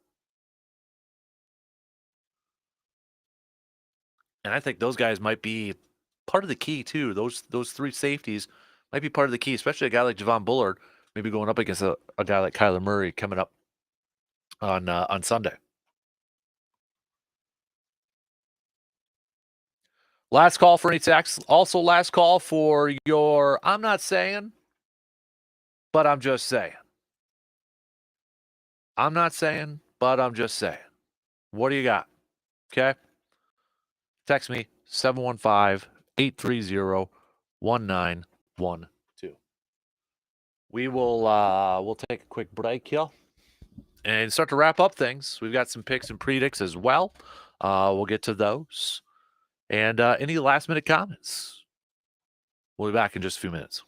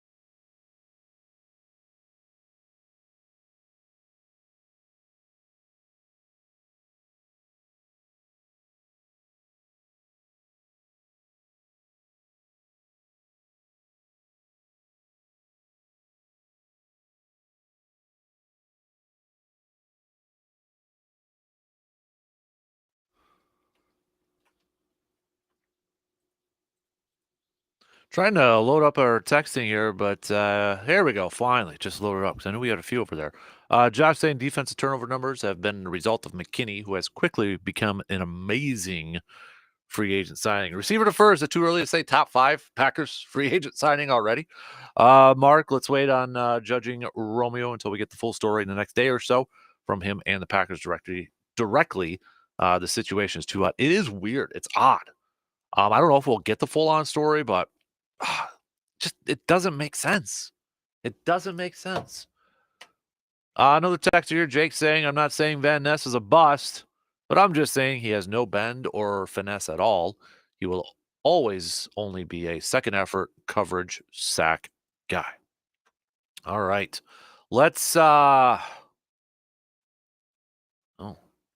Schefter saying that the Buccaneers are evacuating Tampa and heading to New Orleans on Tuesday ahead of their game there Sunday because of the hurricane going on. Okay. I thought, man, a lot of stuff going down there. Southern Puerto Country. Everybody be safe. Hopefully everybody's safe down there too.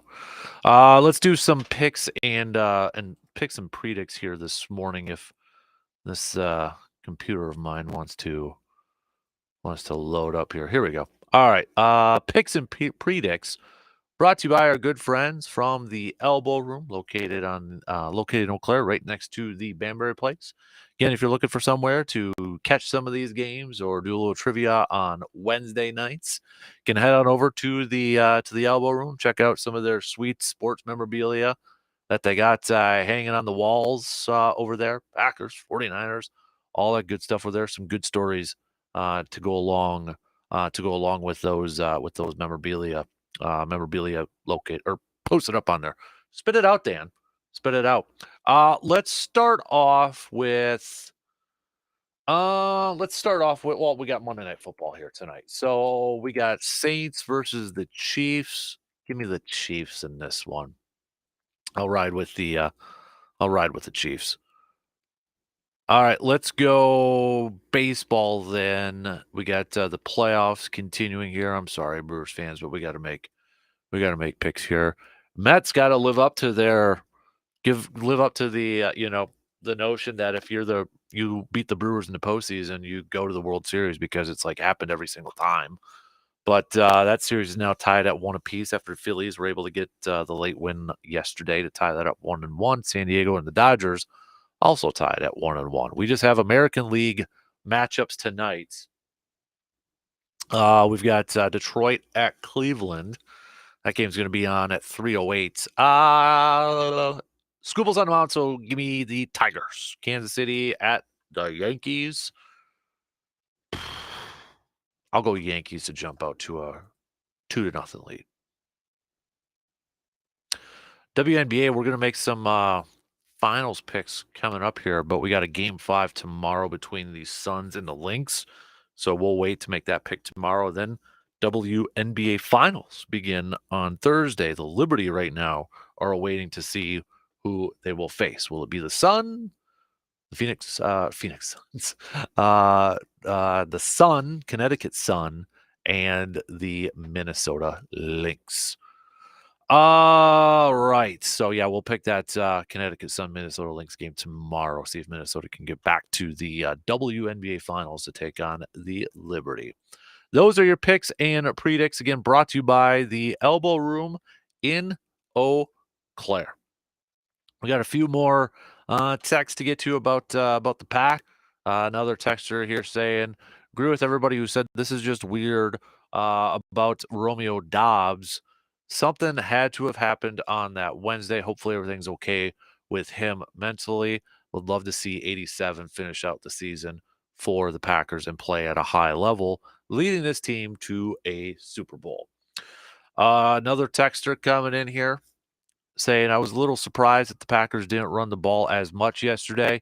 I know they didn't have a ton of possessions in the first and time of possession, but going up against the worst run defense in the league, I would have expected a little bit more, but never apologize for a win, especially on the road on to Arizona.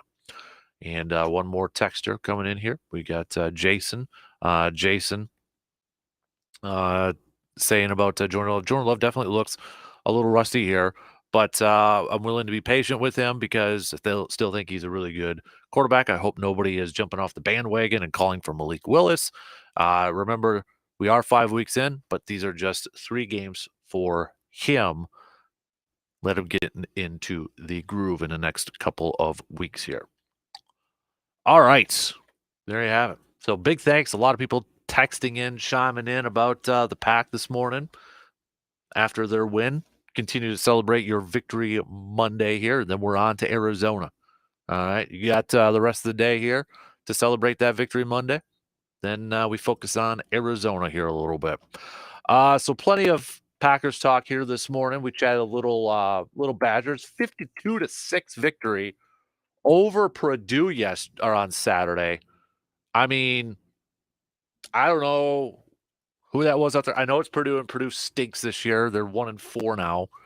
They only had 1 win coming in here. But I think this was a performance from the Badgers that a lot of Badgers fans wanted to see, like in the first 2 weeks of the season.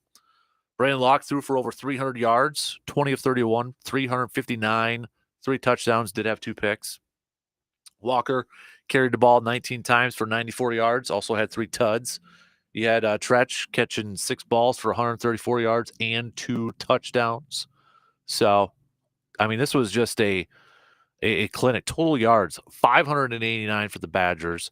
They only allowed 216 defensively. Badgers averaged 8.1 yards per play. Badgers threw 2 interceptions too. But they didn't get any, but they did recover 2 fumbles, so turnovers were about turnover differential was about even there. So, but what a offensive outpouring by the Badgers, and a solid defensive effort too. Remember, Purdue came in with firing their offensive coordinator Graham Harrell. How many times have we seen it where it's like, oh, you make a change at a coordinator or a coach, and then the team kind of rallies behind that? Not the case for Purdue in this one. Overall, this weekend was just really kind of crazy, both in college and NFL football. You had Alabama losing. You had quite a few ranked teams, top-ranked teams in college football losing last week, week 6. Alabama being the big one. Texas A&M was ranked 25. They beat number 9 Missouri, though. I mean, not beat. They dominated 41-10. Then you had, well, I mean, Minnesota, the Gophers defeated USC. For Badger fans weren't too pumped about that. 24-17 victory for the Gophers. Arkansas taking down top 5 Tennessee, 19-14. You had Washington defeating Michigan, 27-17. Unranked defeating top 10 team. So, and then Miami did barely getting by Cal. So it was crazy weekend in college football. Also crazy day yesterday in the NFL with a lot of close games coming down the wire, special teams plays, defensive plays and such. I mean, started off Thursday with Atlanta getting an overtime victory. Minnesota held on to a victory against Aaron Rodgers in that final drive, intercepting him. Baltimore, what a crazy finish to that one. And overtime. Jacksonville squeaking it out 37-34. Houston squeaking it out over Buffalo 23-10. Arizona getting an interception at the end, putting pressure on Brock Purdy to get that win. The Giants and Seattle, Giants beating Seattle. Dallas winning late last night. That game started late because of weather. So all over, it was pretty freaking crazy for football. We'll see what tonight's game between the Saints and the Chiefs have in store. Basketball season is around the corner here too. Bucks started off their preseason yesterday in a loss to the Pistons. No Giannis or anything like that, but we got tip-off for the regular season coming up on the 23rd, October 23rd, when the Bucks will be when the Bucks will be facing the Philadelphia 76ers. So here's some numbers coming through for the game yesterday. I always like getting, some of these Pro Football Focus grades or some of these other analytic numbers. Quarterback rating when targeted from yesterday's game. So this was when Matthew Stafford targeted these players. Xavier, 0. A 0 quarterback rating. Carrington Valentine, 39.6. So Carrington was back. He had himself a solid day. Evan Williams, we talked about him, safety, 56.9. Keyshawn Nixon, 66.4. Javon Bullard, 88.3. Eric Stokes, 120.8. Not the greatest day at the office for Eric Stokes. But good to see Carrington Valentine back out there too. Now, I know Rams didn't have their top 2 wide receivers, but when you're going up against Matthew Stafford and such, and a Sean McVay offense, you can never be too careful out there. But nice bounce back game for Carrington Valentine. I don't think I've seen any of the Pro Football Focus grades out. We'll probably hit those up coming up tomorrow. So we have one more. Excuse me. We have one more. I'm not saying, but I'm just saying. This one comes from Mike. I'm not saying. What is it? Oh, I'm not saying that the Packers don't need Romeo Doubs, but I'm just saying they've got a superstar in the waiting with Jayden Reed. Is he in the waiting anymore, or is he like, I don't know if we crown him superstar yet, but is he in the waiting anymore? I'm a big Jayden Reed guy. I love watching that guy play, though. All right, I can't get into it anymore because Shot Clock's going to cut me off here in just a few seconds. So tomorrow, Grind My Gears Tuesday, all right? What's grinding your gears? Think about it. Let us know tomorrow, okay? We should know, or we'll hear from Matt LaFleur today. Don't know if we'll know more about the Romeo Doubs situation or not, but pay attention to the online stuff. It'll be up there for sure. A big thanks to everybody who texted in, commented, tuned in. Maybe you just commented to yourself instead of texting, whatever the case. Big thanks. Have a good rest of your Victory Monday. We'll be back at it again tomorrow morning.